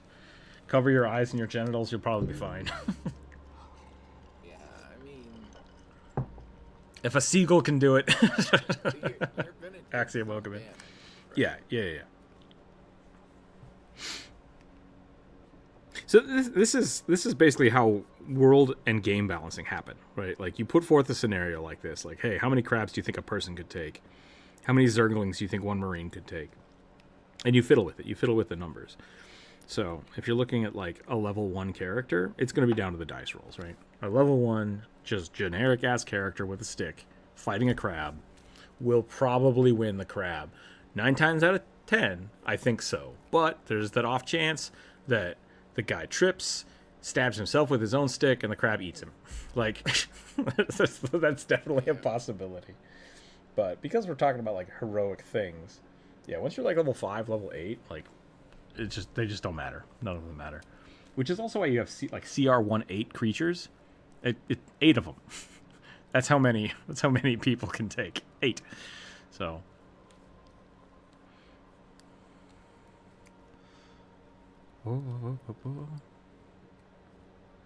everyone starts XPing somewhere. Rats, crabs, seagulls. Oh yeah, if you're just like going around murdering stuff for XP. Roll around a carpet burrito. I mean, just start whacking them with your shield, right? Like real world situations versus fantasy. It's just not the same. I mean, yeah. You know, if you're talking something on the level of like a plague of locusts, sure. Yeah, like there's a lot of stuff like that in most situations just wouldn't be dangerous anyways. And so there's a disconnect between like fantasy interactions and non-fantasy interactions. So like the example with the cat, people used to say all the time that like a cat could kill a commoner. That's because commoners were technically like half level creatures with no ability at all, versus a cat which had stats because people would use them for familiars and or transforming into cats. So like the stats had to exist. And because everything is scaled up to adventuring levels, the minimum damage is enough to kill somebody, right? Minimum damage is just lethal in a lot of situations. So in most situations, it's just what was the other one? Someone used to make an argument that like a commoner could wake up and then depending on which part of the square they were standing in when they stood up, die from falling. And it's like, that's not how rules as written. I get what you're saying. That's ridiculous and unnecessary to look at it that way. The whole fall damage. Yeah, like fall damage from getting out of bed. It's like that's just a it's a technical misuse of the mechanics because they're not intended that way.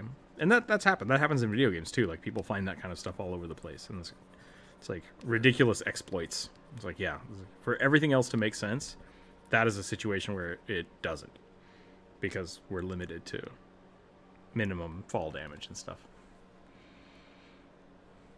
And how do you deal with big crabs? Bigger shields and burritos.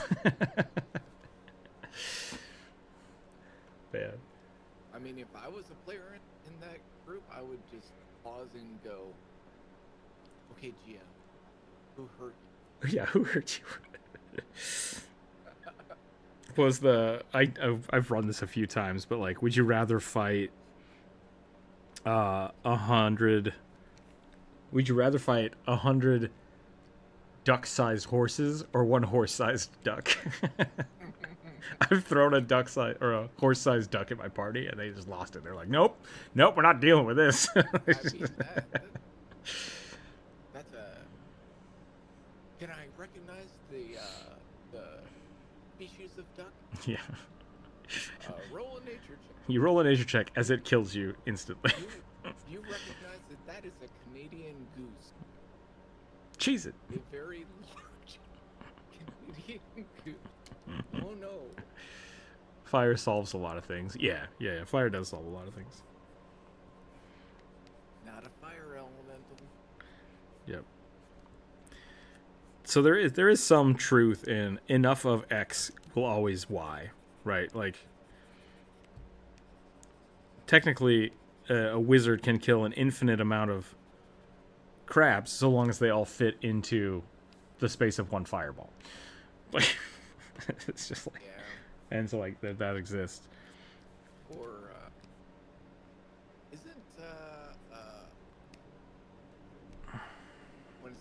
dirt forming or something a cantrip for a wizard? Yeah.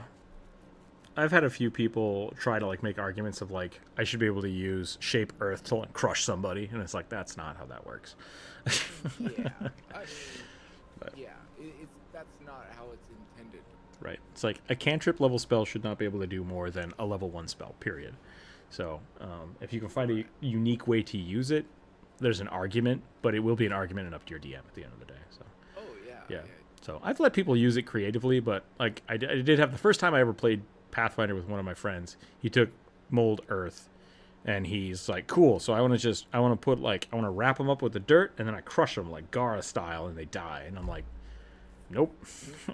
Like, nope. And we had a big fight about it. But it's like, it's a thing. It's a thing that happens. There are spells like that are higher level, like mechanic wise. Suffocate someone in mud. Yeah. I pour water on it, and then I shape earth, and I kill them. It's like they're just going to stand there and let you rub mud all over their face. Cool, let's do that. And then they wait. They wait 6 minutes because D&D is stupid like that. Yeah. Is that an octopus guy with a wand or an underwater orchestra conductor? Touche. Touche. Yeah. How long can the barbarian hold breath? By his stats, 30 minutes. Yep. Like, wait, what? All right, I think I'm done with this bad boy. This abjuration, whatever this thing was. It's an abjuration sorcerer, blah, blah, blah. One of these things, whatever the hell this thing is.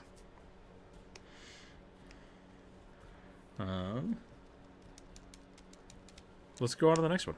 Let's keep going.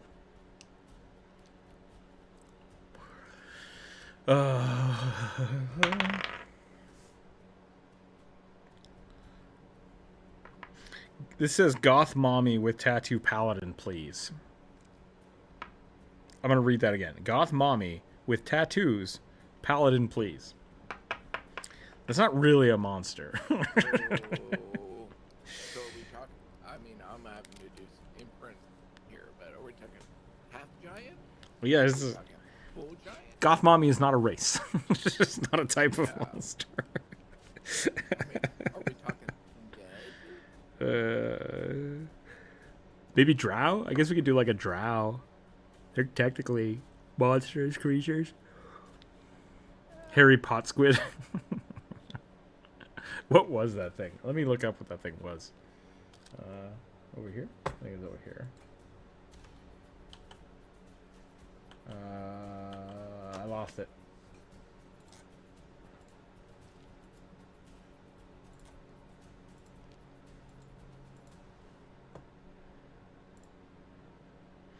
It was spelt real weird. I totally lost the chat. Sorry, guys.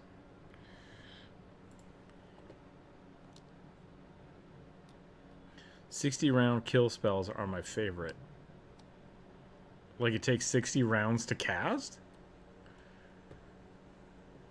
I really like Pathfinder 2's system for casting spells because you can hold spells over for multiple rounds, which I really dig. It would be fun to just have a spell that you could charge, just like Kamehameha. Like the longer you sit there, the more damage it does. I would definitely allow that. And if you hold it for more than one turn, end up past for whatever reason, going unconscious, spell goes off at a random direction, whatever. I'd do that. Helldiver style, where like you're about to throw something and a bug like slaps you across the face and you just drop it at your feet. Like, no, everybody run. What's the other one? There's the delayed fireball, I think. That one's pretty cool. Just like throw out a mote of explosion. Oh, it takes 60 rounds to deprive them of air. Gotcha. I have an anecdote for that, Elliot. I was playing World of Warcraft back in the day. I think 60 was the cap. I think 60 was the cap at the time. So this is WoW Classic when it was real. And I was out questing and a whole bunch of Alliance characters just like showed up and decided to like start fucking with me. And not just like murdering me, they were just like beating me up. And one of them started mind controlling me and like walking me into a lake. And they would like mind control me down here, and then I got out of the mind control, and I got up high enough to where I thought I was going to get unmind controlled, and they mind controlled me again, and I almost died, and I broke it out of the mind control again. And so instead of trying to get to the water, I just put on a diving helmet like I was an engineer so I could breathe underwater. So I did that, which then made it so I was safe. They mind controlled me back down to the bottom of the lake, and the guy that was mind controlling me ran out of breath and died. And I was like, yes, success. And it was the funniest thing to me. He came back and murdered me horribly, and didn't let me play the game for a while. So WoW is toxic, but those were the times. Those were fun.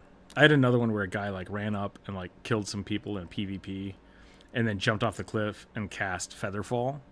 So I ran and jumped off the cliff and purged the spell from him mid-flight. So we both fell to our deaths, but because I was a shaman, I just revived myself. And I was like giving him the finger and stuff. It was great. Griefers like that make me want to not play PvP. Exactly, yeah. It's bad. WoW was really bad about that. Not my favorite. What if we built toxicity into the game? Yeah. No bueno. What was I drawing? Oh, Goth Mommy. Okay, we can do a Goth Mommy. We don't want players fighting players. Yeah, I back in the day, I liked PvP servers with the understanding that I'm generally a like a neutral good character. I will help an alliance character that is lower level than me. It's just like, oh, they're getting attacked by the thing? Yeah, I'll save them. Because like back in the day, before like the gear scaling got really weird because of like WoW has this thing where as you level up, you get exponentially more powerful. So like a level 60 is way more powerful than a 58, but it's not the same jump that like a 55 is, and a 40 and a 30. So like the lower level you are, the more balanced it is until you start hitting these upper bounds. Sorry, it should look like this. It's an exponential curve. And then when they added like all the heirloom gear, that curve basically becomes this, because it scales with you perfectly. So if you just shift to a new level, you are now the bottom of the totem pole until you get back to that level cap. And that happens every 5 levels. And that's how they designed it for PvP. So that when you do PvP, they bracket it into 10 level chunks, and the level 19s are way more powerful than the level 10s. Before they did that stuff, it was a lot easier to PvP in the world, because you could fight somebody 5 levels above you, and it wouldn't really matter. And if you were more than 5 levels above that, like you had no reason to be in that area except to be a dick. So it was really easy to just not be in those areas. And then Griefers showed up and started ruining it. But Drider and Plate Mail, I think that's kind of what I'm thinking. I think we're going to do a Drider kind of goth mommy. So I had a lot of fun playing WoW when it first came out, because the scaling was different, and it was a lot of fun to have that rivalry, especially when like paladins and shamans were class specific or race or faction specific. There we go. So that was fun, because like if I was a shaman and I saw a paladin, it was just like fuck you, and then there would be a duel, right? Like you'd go at it. But it's basically that kind of interaction just no longer exists. It's just vitriol and people running around at max level killing low level characters, and it's like, yeah, PvP's not fun anymore in World of Warcraft. So I haven't done that in a long time. Here we go. Yeah, I mean, it's fun for somebody.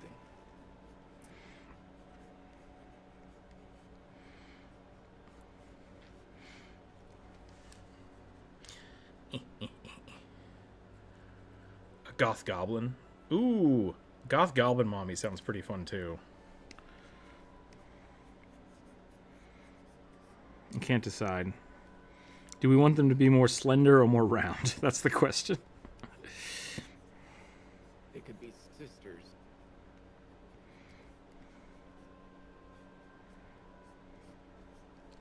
Nope, I don't like that. I don't like that. Let's change this.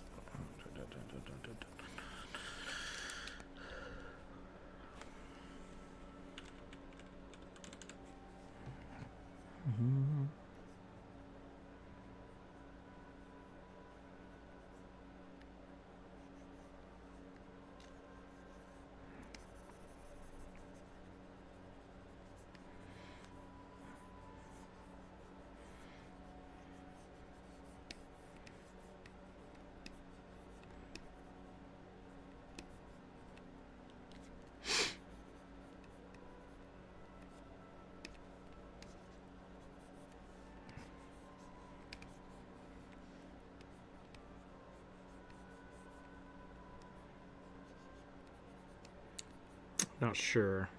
Kind of want to do plate mail. Plate mail sounds fun. Maybe we should. I don't know how to do a. How do you do a goth mommy in plate mail? I kind of did that with Arenia.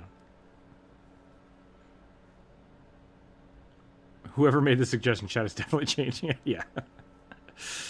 Galbin with an arrow now looks like Mr. T. I pity the fool. I love Mr. T. He's great.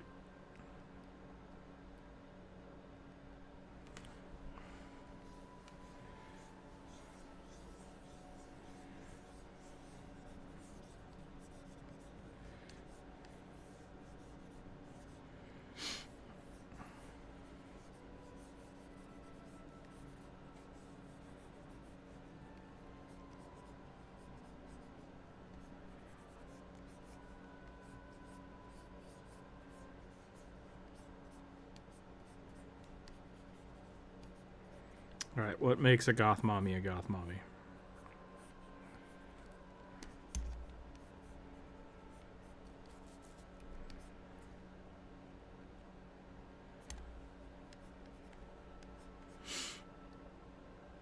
Fully gothic armor. That's pretty cool. I like that. What kind of hair, though? Should we do like a undercut or something? Gargantuan assets? Oh lord. Why is the stream so horny today? I don't know. I don't know. It's the monster stream, so apparently everybody just brought their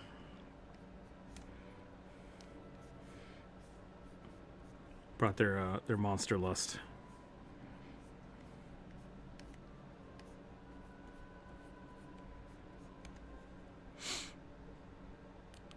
Low ponytail. We can do a ponytail. Oh wait, like braids or like a ponytail? Ponytail.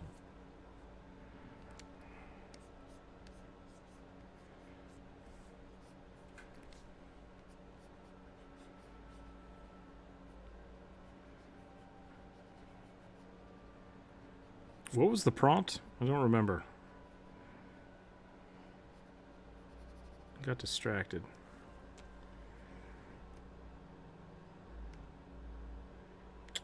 Oh, tattoos and a paladin. Okay. Okay.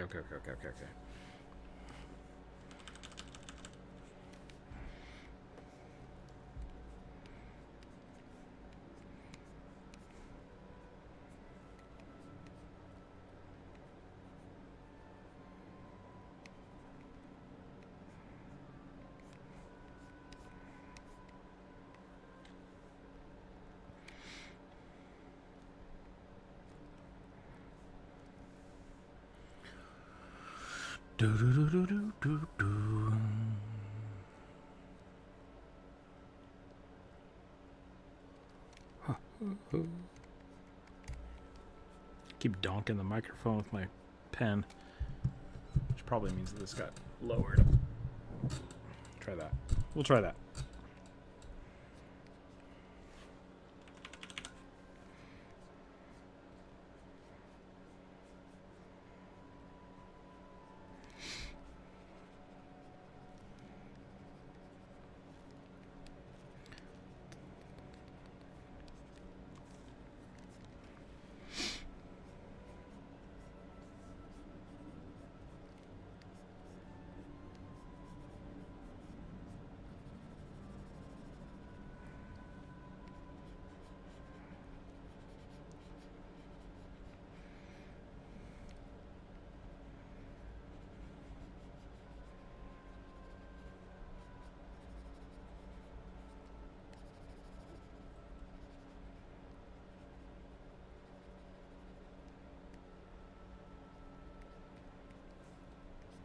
Once again, don't know how this is a monster, but we'll figure it out.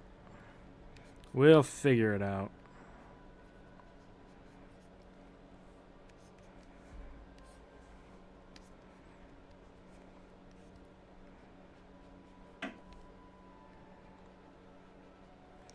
I want to give her like face tattoos.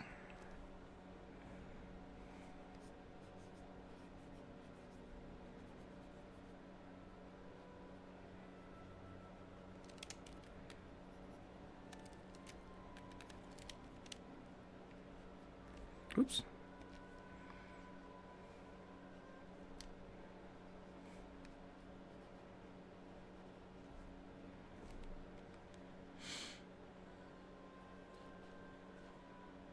Not all monsters look like monsters. Yeah, that's true. Could be your hair study. Yeah, seriously. Someone find me some good goth hair.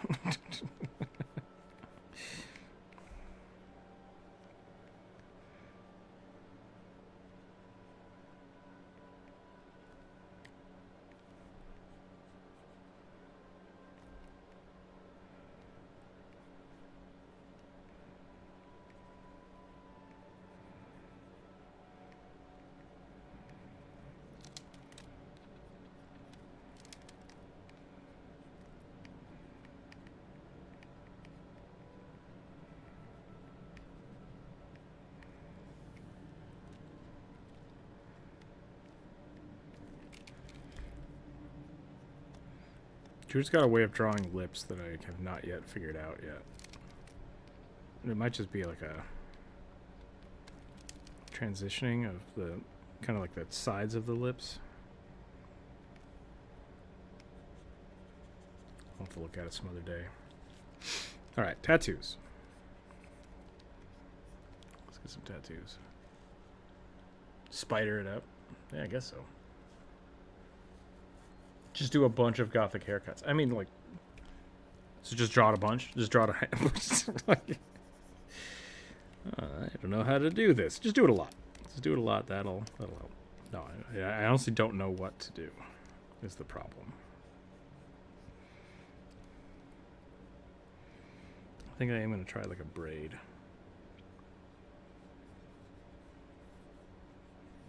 Let's see how that goes.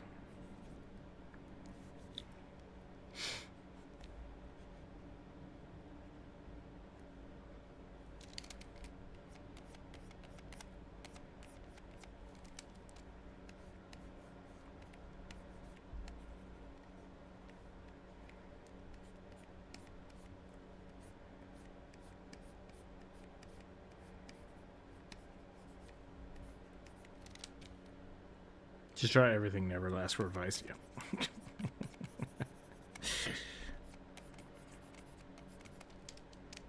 If you don't know what to draw, just draw. Just draw all of it. Draw everything from your brain. Never use reference. Never talk to people.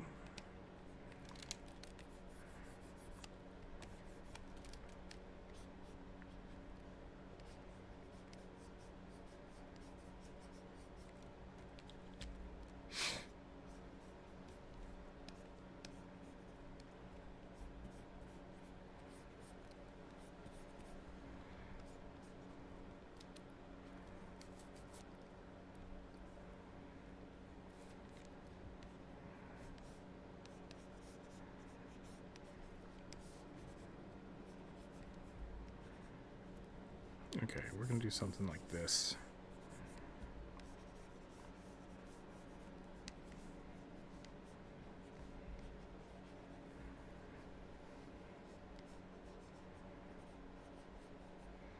See if YouTube gets mad at cleavage. We'll see how that goes.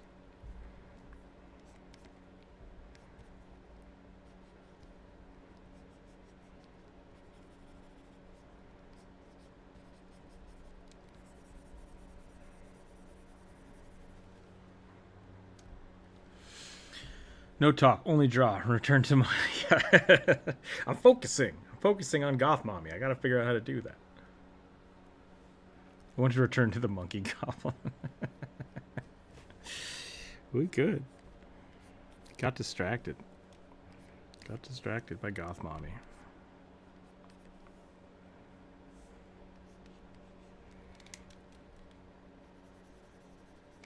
kind of like this a little better than the ponytail, so I think I'm going to try that.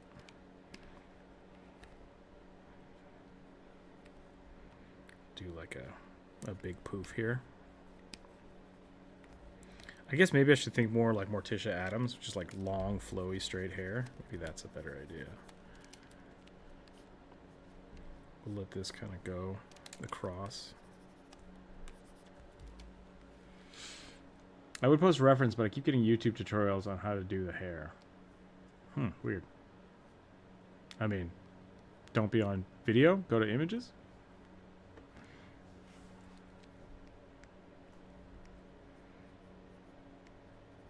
Refine your search.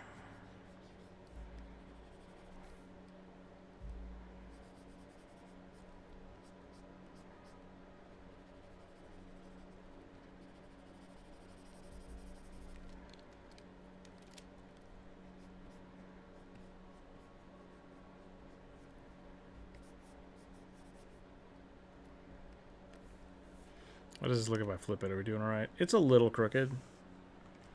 It's a little crooked. Can I stretch this or something? Can I skew this? Is this a thing I can do?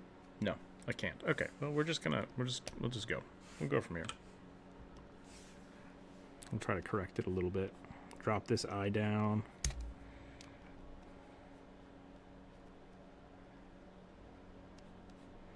Straighten out some of this stuff.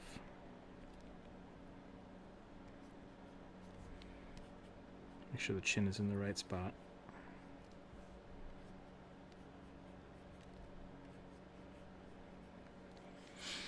Morticia Addams is one of the goddesses of goth. No cap. I can agree with that. I'll click on the article they're linked to in hopes I can find your options. Yeah, don't do that. That'll get you in all kinds of trouble.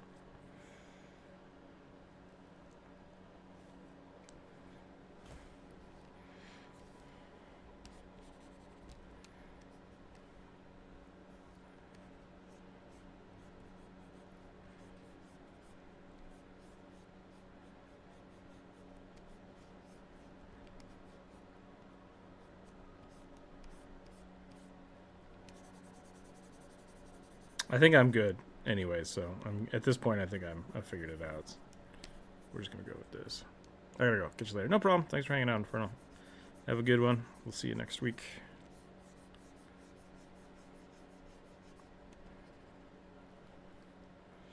Perhaps some spider earring accents. That's true. We could try that. I do like just massive earrings.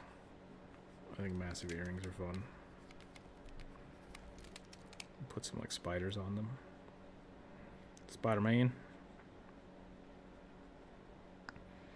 It's me, Spider-Man.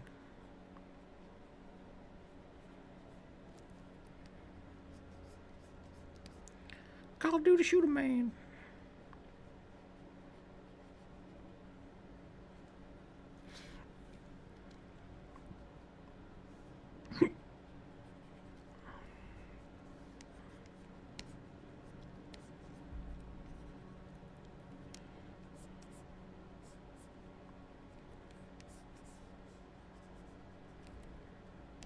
We're gonna give her like a big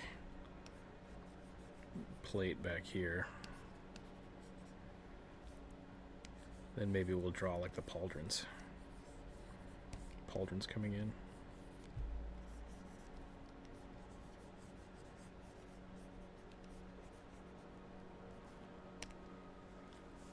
Yeah, I'm not a super fan of that.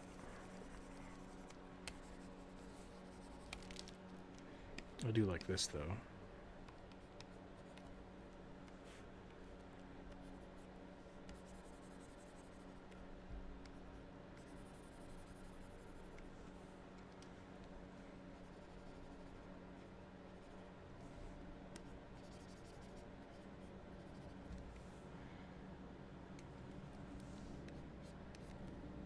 I almost want to add a little more value to this. Make the darks a little darker.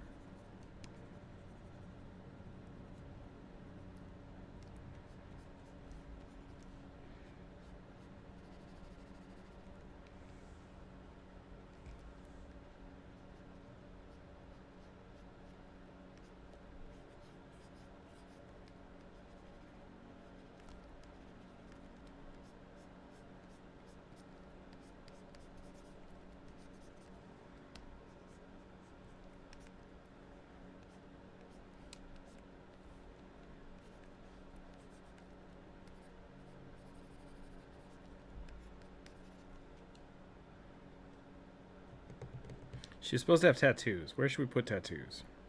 Should we do like spiderweb on the neck? That feels a little weird. We could also just do this. This could be really interesting.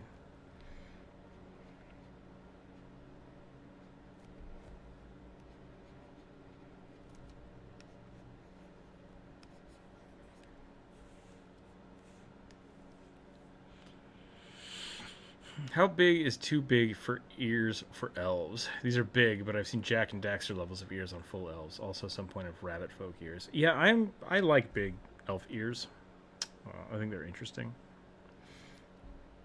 Hers might be a little big, but I'm a fan. I'm a fan of the bigger version of ears.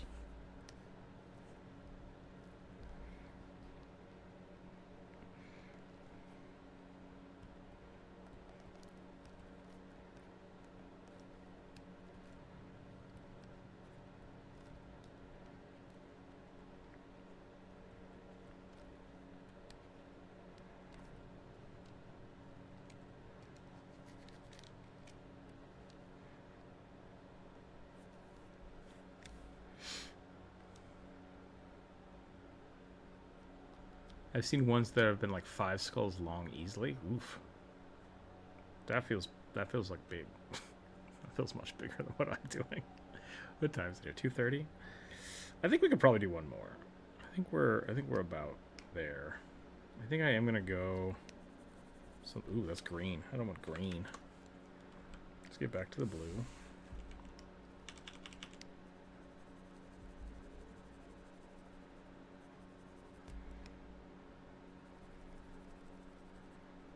Something like this.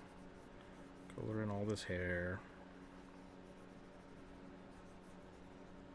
I don't know if I like that per se. We'll try it. We'll see what happens, but yeah, that's alright. I think we can probably keep that.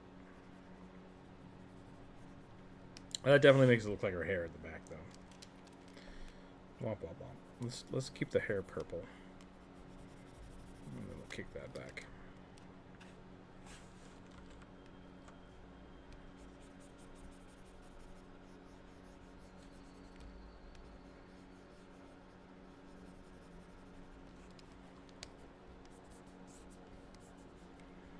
Get some fun shades in here. Do something like that.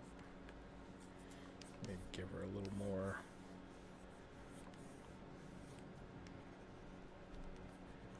Little weird stuff going on here.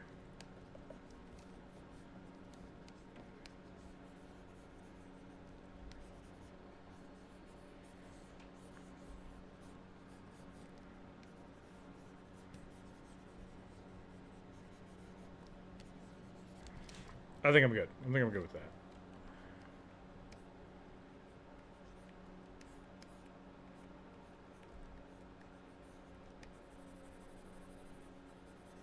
A little more of the shadow shading in there.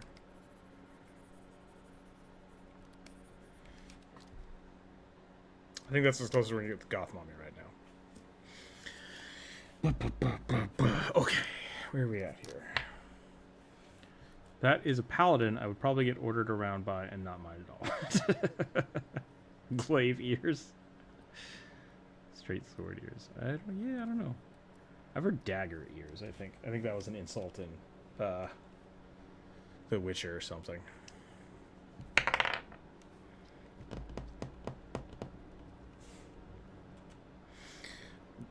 I'd like to see a Gorgon. Those snakes are all visually impaired and need to wear glasses. A paladin. Whose snakes are all visual. So a blind Gorgon paladin. How do I draw blind snakes? Wrap them? That's a little weird. It's a little bit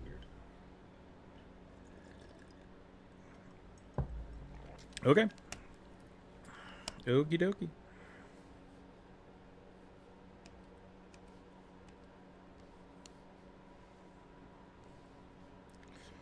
Delete row. There we go. Alright, 1 second. Hold on. 1 minute.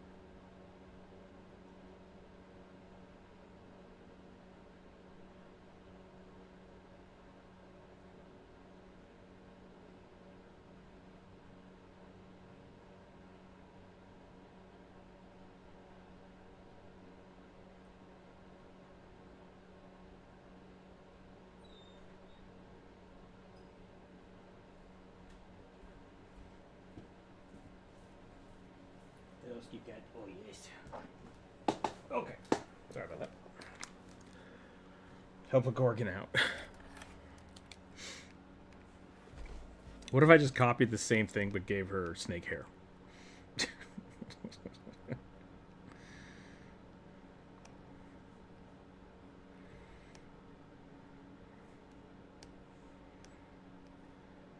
Okay.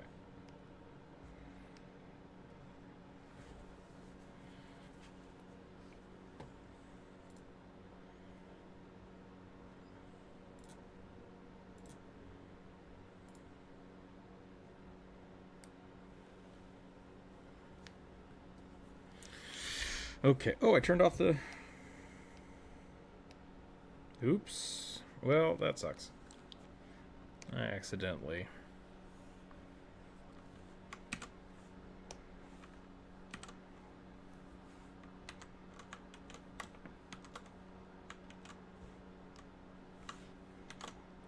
Okay, there we go. Gorgon. Gurgon. Let me close chat. 1 second here. Let me get this back open. There we go.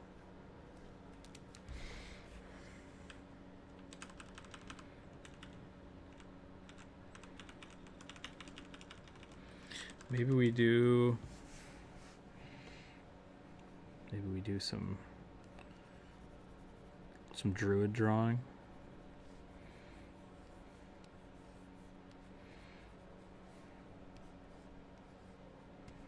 Snake's gotta be real hippie. Was this also a paladin? Is that what it said? I think it was.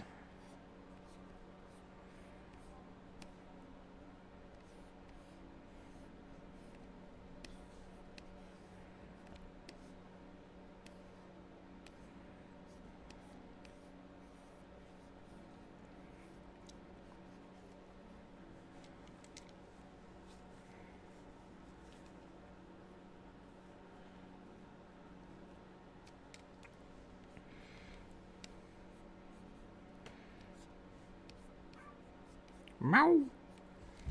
What's up, Skip Cat? Did you wake up and it's time for food? It is time for food. Oh, my. Oh, my Skip Cat.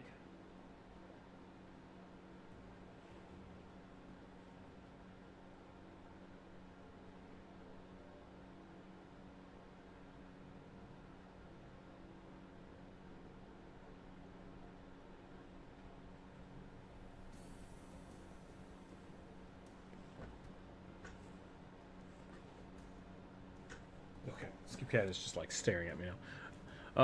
Unless you misspoke that part. No, I think it is a paladin. I think we're gonna go paladin. So I'll probably do some plate mail here. Some snaky plate.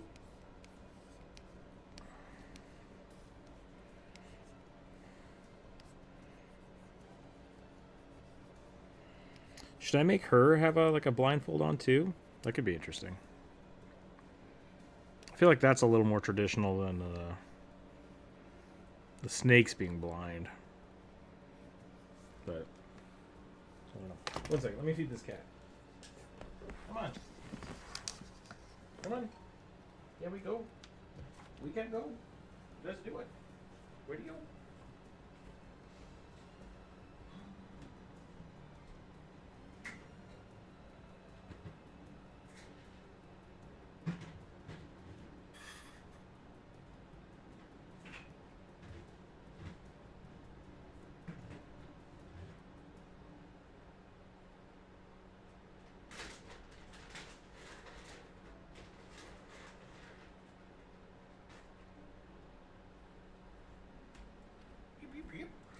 Beep, beep, beep. Here you go.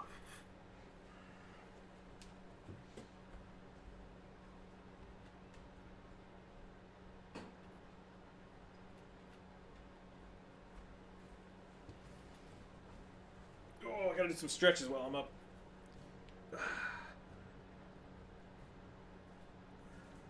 Ankle? What? Ankle motif? Oh, snake motif.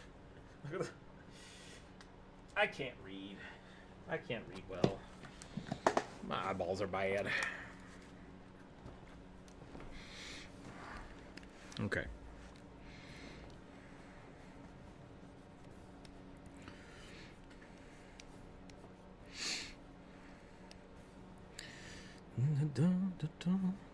I guess if this was a snake, like a, what are they called? Shoot. If this was a snake folk and not a gorgon, I think I would go no booba. But because this is a gorgon, I think we should go booba.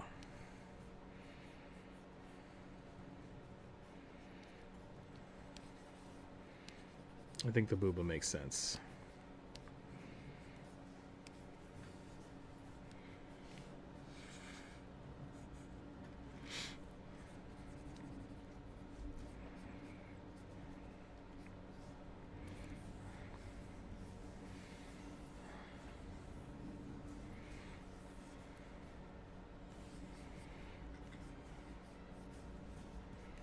What is this music?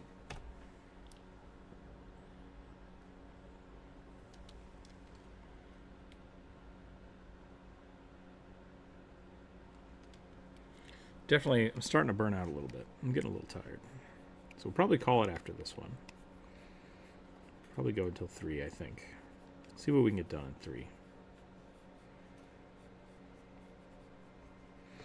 What would you consider snake motif? Just like snake inscripted stuff? Like inscriptions all over the armor? Do we put like a snake head on the gloves?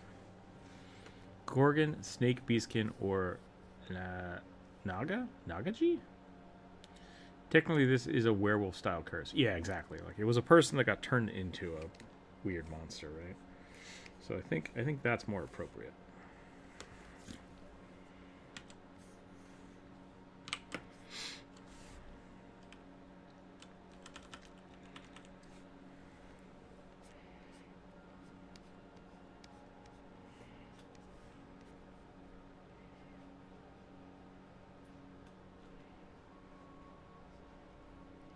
She's too pretty. She's too pretty, and the gods got mad.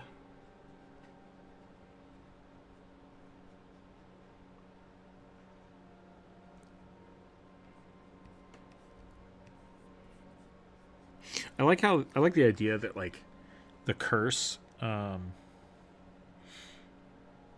basically like Medusa could have been just a normal ass person. Like no one will be able to know because anyone that saw her got turned into stone, right? I mean,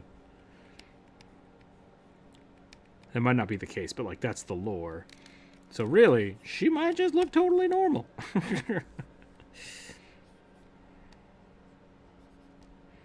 No one would know.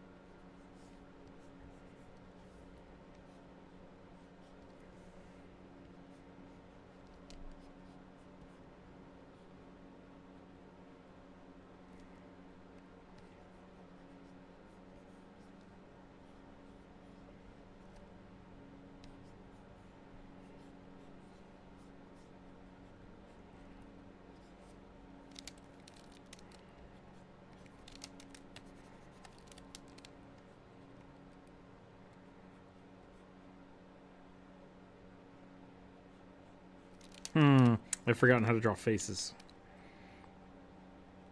That's not good.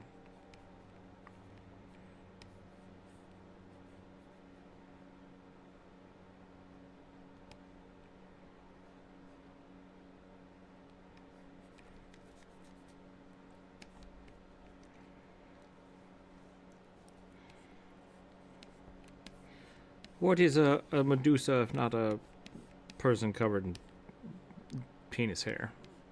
I think this is on theme for today.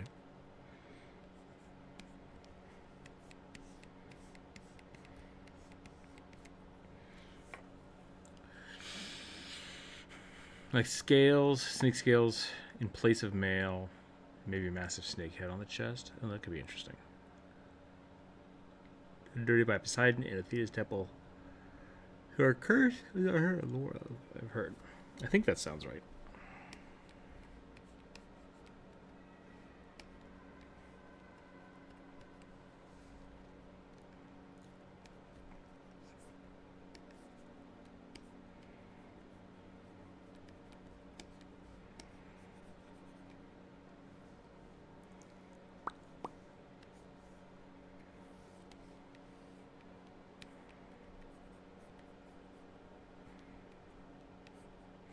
All the snakes are supposed to be blind too, so like, how do I do that? Just no drawing eyeballs?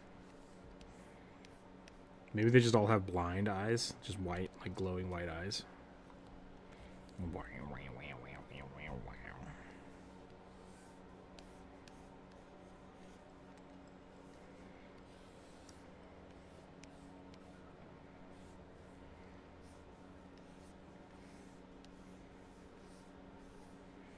Too many snakes.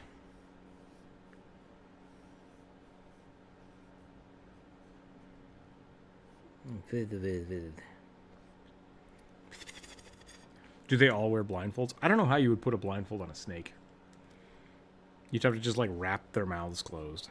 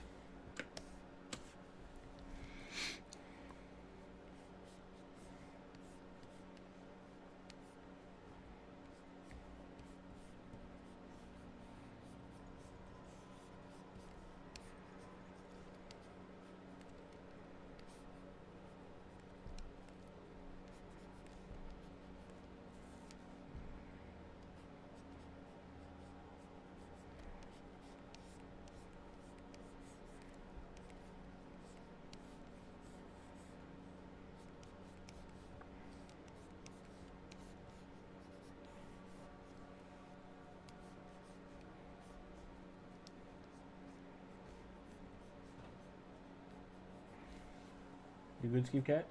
Don't come up here. No. No. Stop. You can't just come up here because you're done eating and you want more tuna fish. That's not how this works. That's not how this works, Skeep Cat.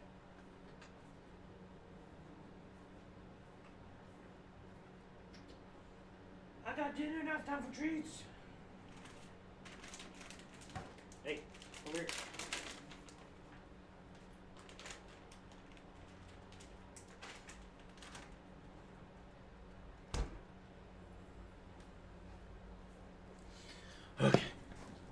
Okay. I think the post said that they were visually impaired, so had to wear glasses. Oh, like got little spectacles on.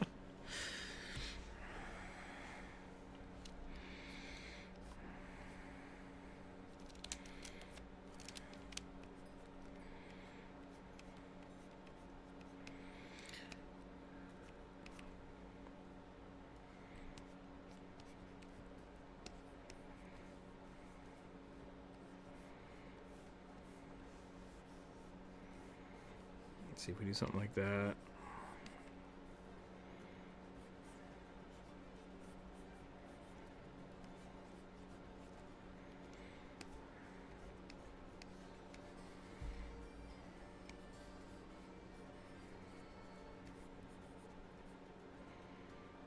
Do I want to do overlap? Yeah, I do. I want to do it overlapping. I'm going to go that way. Hello. Welcome in. How goes it? It was well. Skip Cat, stop. You can't just climb up here. I was wondering if jump rope and you were busy. Well, I'm streaming right now. I know. But, hit me. I was just wondering whether you wanted to do dinner.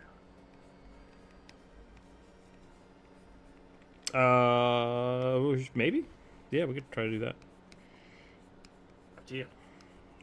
I guess what I'm doing is I am offering smoked meat. Sure. I appreciate that. Can I talk to you about it after the stream? Yeah. Okay.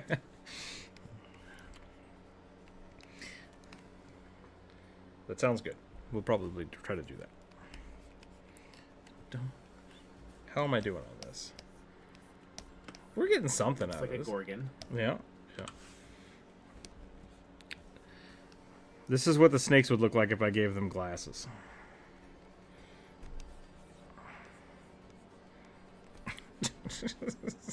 They look like little Mickey Mouse.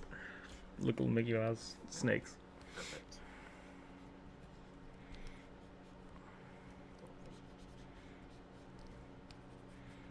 I think we'll roll with it. I think we will roll with it. How are you doing? Pretty good. Deciding what to draw myself. Yeah. I drew a little rugby earlier because I couldn't come up with anything to draw. And that's the great thing about rugby. Mm-hmm. He's just shapes. Honestly, it's just shapes. But like he's so few shapes that it's like, he's a good thing to draw to just sort of like warm yourself up or to get into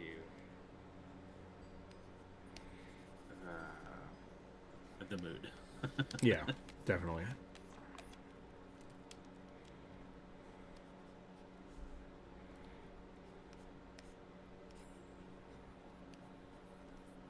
But otherwise, yeah. Just been smoking all day. Blaze it. God, it's only Wednesday. I just realized that. I know. It doesn't feel like Wednesday. It's technically, yeah. I gotta get all this stuff done tonight for my family, so it's technically my Friday, but Yeah. It's definitely not my Friday. yeah. Except you're barbecuing. I mean, yeah. But it's also like food for the rest of the week for me. Ah. So maybe.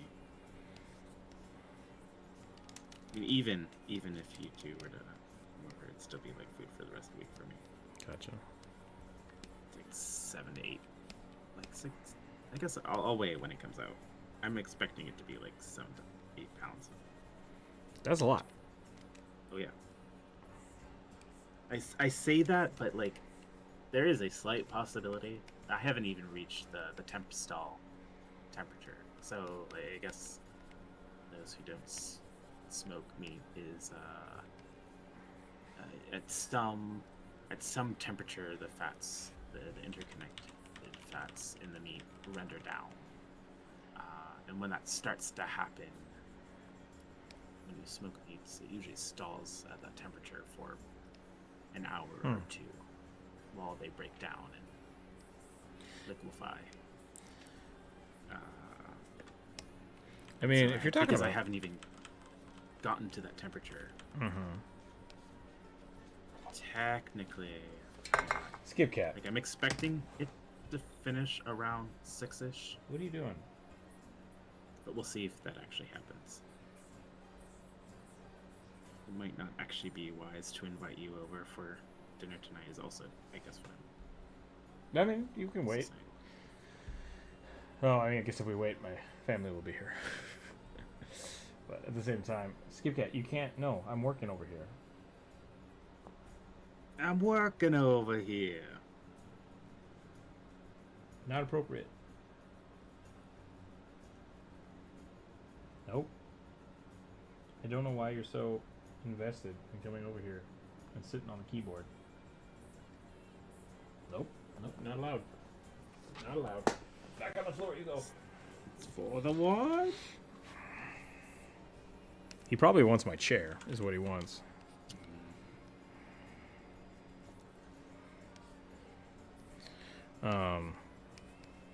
Yeah, after the stream, I'm going to go ahead and try to get a whole bunch of work done around the house.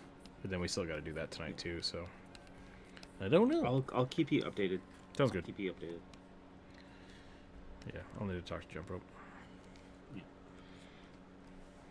What's everybody else doing? It is 3 o'clock now. Shoot. How much more can I do of this? Let's get some more snakes in here. feel like the snakes are making sure I have a billion hours at the Medusa law firm. Like justice snakes.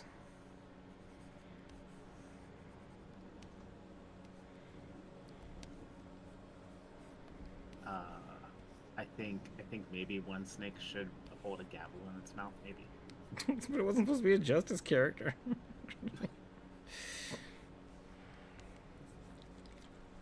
I guess it's a paladin. Just got in what's withdrawn. So many things. So many things.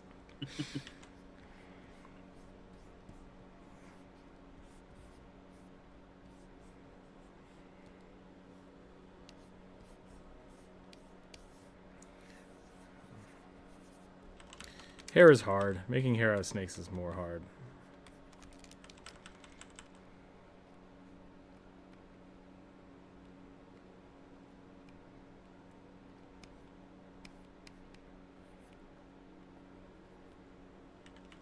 Do Gurgans. It's been the weirdest stream of the year by far. Yeah, probably. Been a bunch of monsters. Most of them like dong shaped.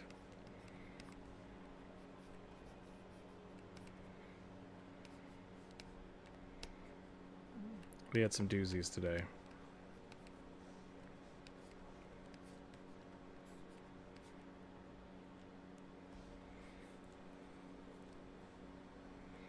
Maybe I'll give her a gavel. That would make sense. It would. At least more sense than my. Just one snake. I'm a judge. So why? It's what I wanted to do with my life. I've always been a little weirded out by like the snake for hair. Like, do the snakes have their own I was just thinking personalities the exact same thing, and honestly. things, or is it just an extension of the Medusa?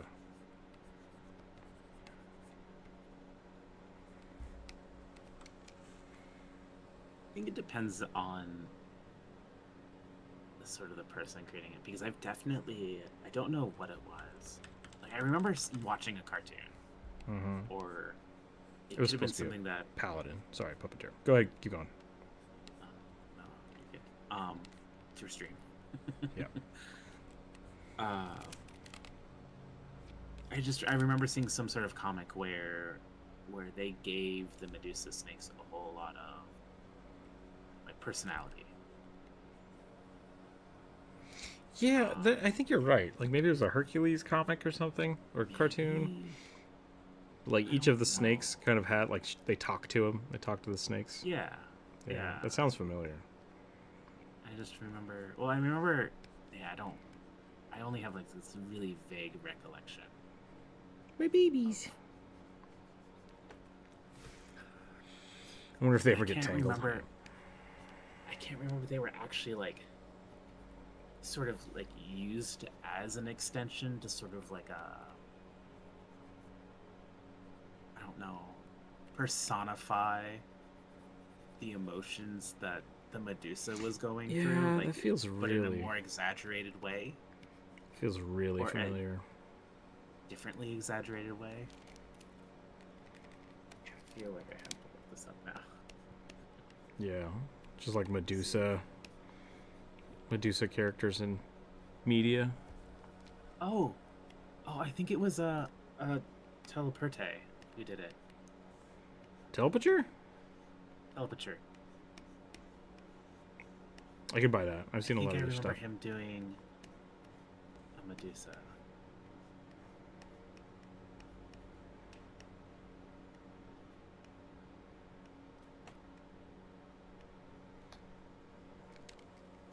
I think a horny bonk is the best way to describe a lot of their work. Yes. Yes. So much yes.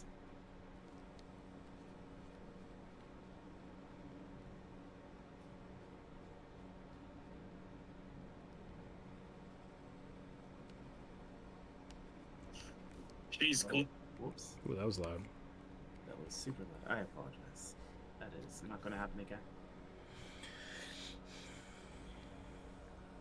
Yeah, puppeteer. This was supposed to be a paladin. It was a paladin.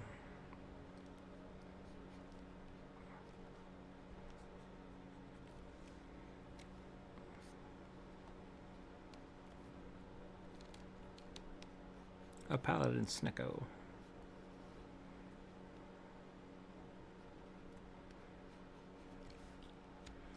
I've seen multiple mediums as having prehensile normal hair in modern media.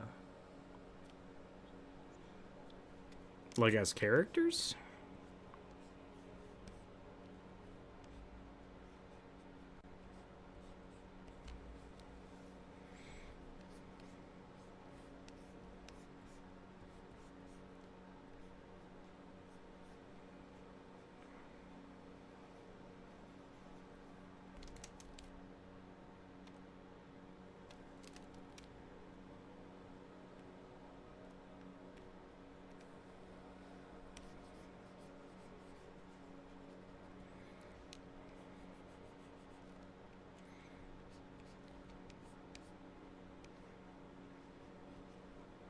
This was supposed to be a snake. I was trying to put a snake on the front.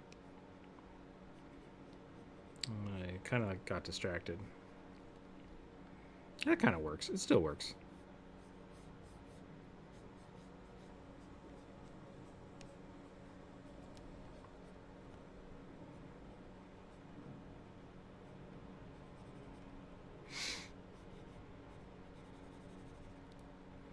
You down for some hell diving later? Yeah, I think I'd be down for some hell diving.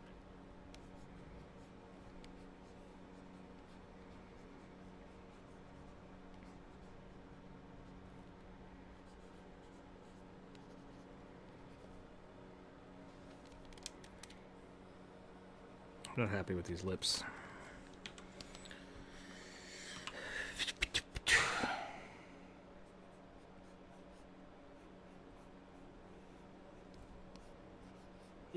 Is the name of the race Gorgon, or like, So- what's the difference between Medusa and Gorgon?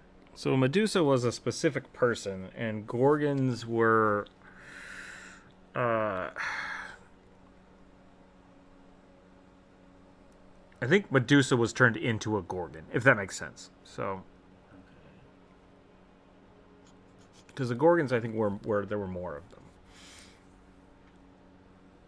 But it's kind of weird. And then in D&D, Gorgons are like weird bulls. Or they were her sisters. Okay.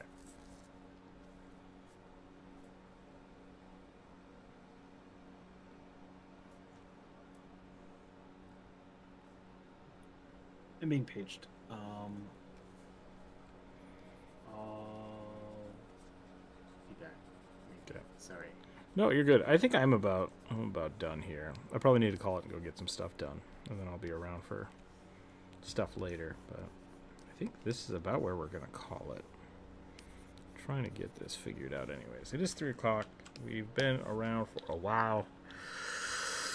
Bleh. My brain is fried.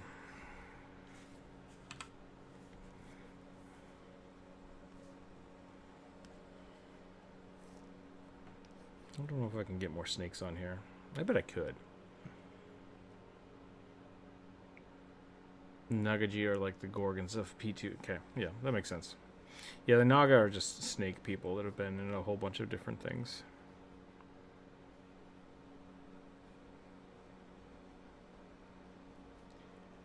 Pathfinder 1 had some weird Naga characters.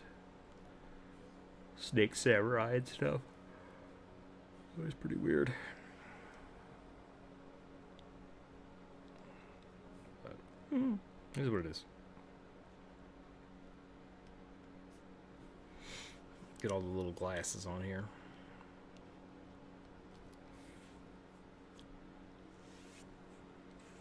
Without the flesh to stone abilities. Yeah. They're just snake folk, essentially.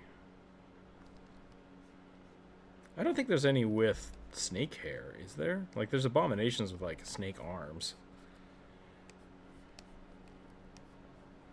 The monstrous Naga. The Yonti.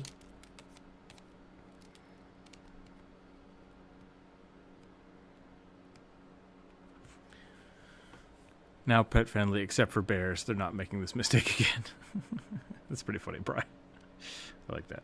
This is gonna be the last one. Yeah, I've got to call it here. It's past 3 o'clock, so I think we're gonna stop it there. We got through a couple of them, which is pretty good. And I appreciate people submitting monsters. This is a homebrew version. Oh, okay. Do people like having a little bit of a different prompt, or should we go back to doing just characters?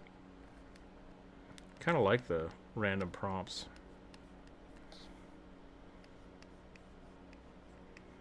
See how that works.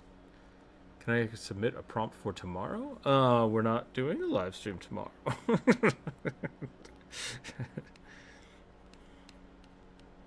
I might be able to do a stream tomorrow, but it would be working on a different project. Yeah, sorry.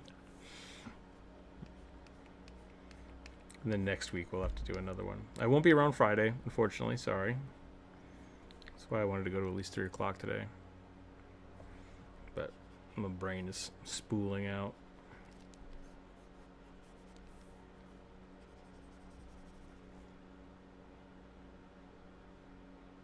If it's human topped, it's normally hair normally. Okay, gotcha. One week of characters, next week's other prompts. Yeah, we could try something like that. Try to see what we're doing with it.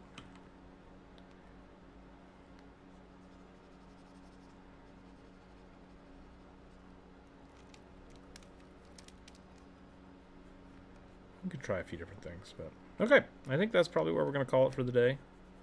Thanks everybody for hanging out. Thanks for all the fun little things. We had pretty good conversations today. I was happy with those. Yeah, I don't have a lot else. Friday will not be a viewer suggestion because I will be busy all day Friday. I'm gonna try to get another short out tomorrow, like I have been. Tuesday, Thursdays are kind of our short days. What was the premise? Oh, the red cap. Yeah, the red cap hat. That could be fun. I might do that. And then Thursday we'll do that, and then I might stream tomorrow. But if I do, it'll either be on Twitch or it'll be in the Discord, because we're going to be doing working on some stuff for OKSDM. I want to get one of those projects going, so we'll be doing that. Commissions are technically open.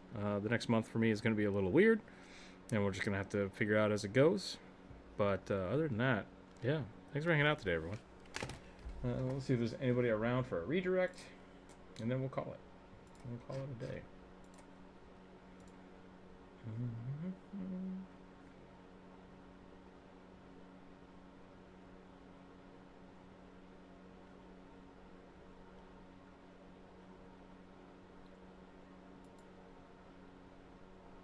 Oh, that's upcoming.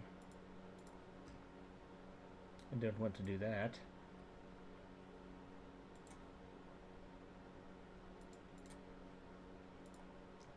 Ah, YouTube, why?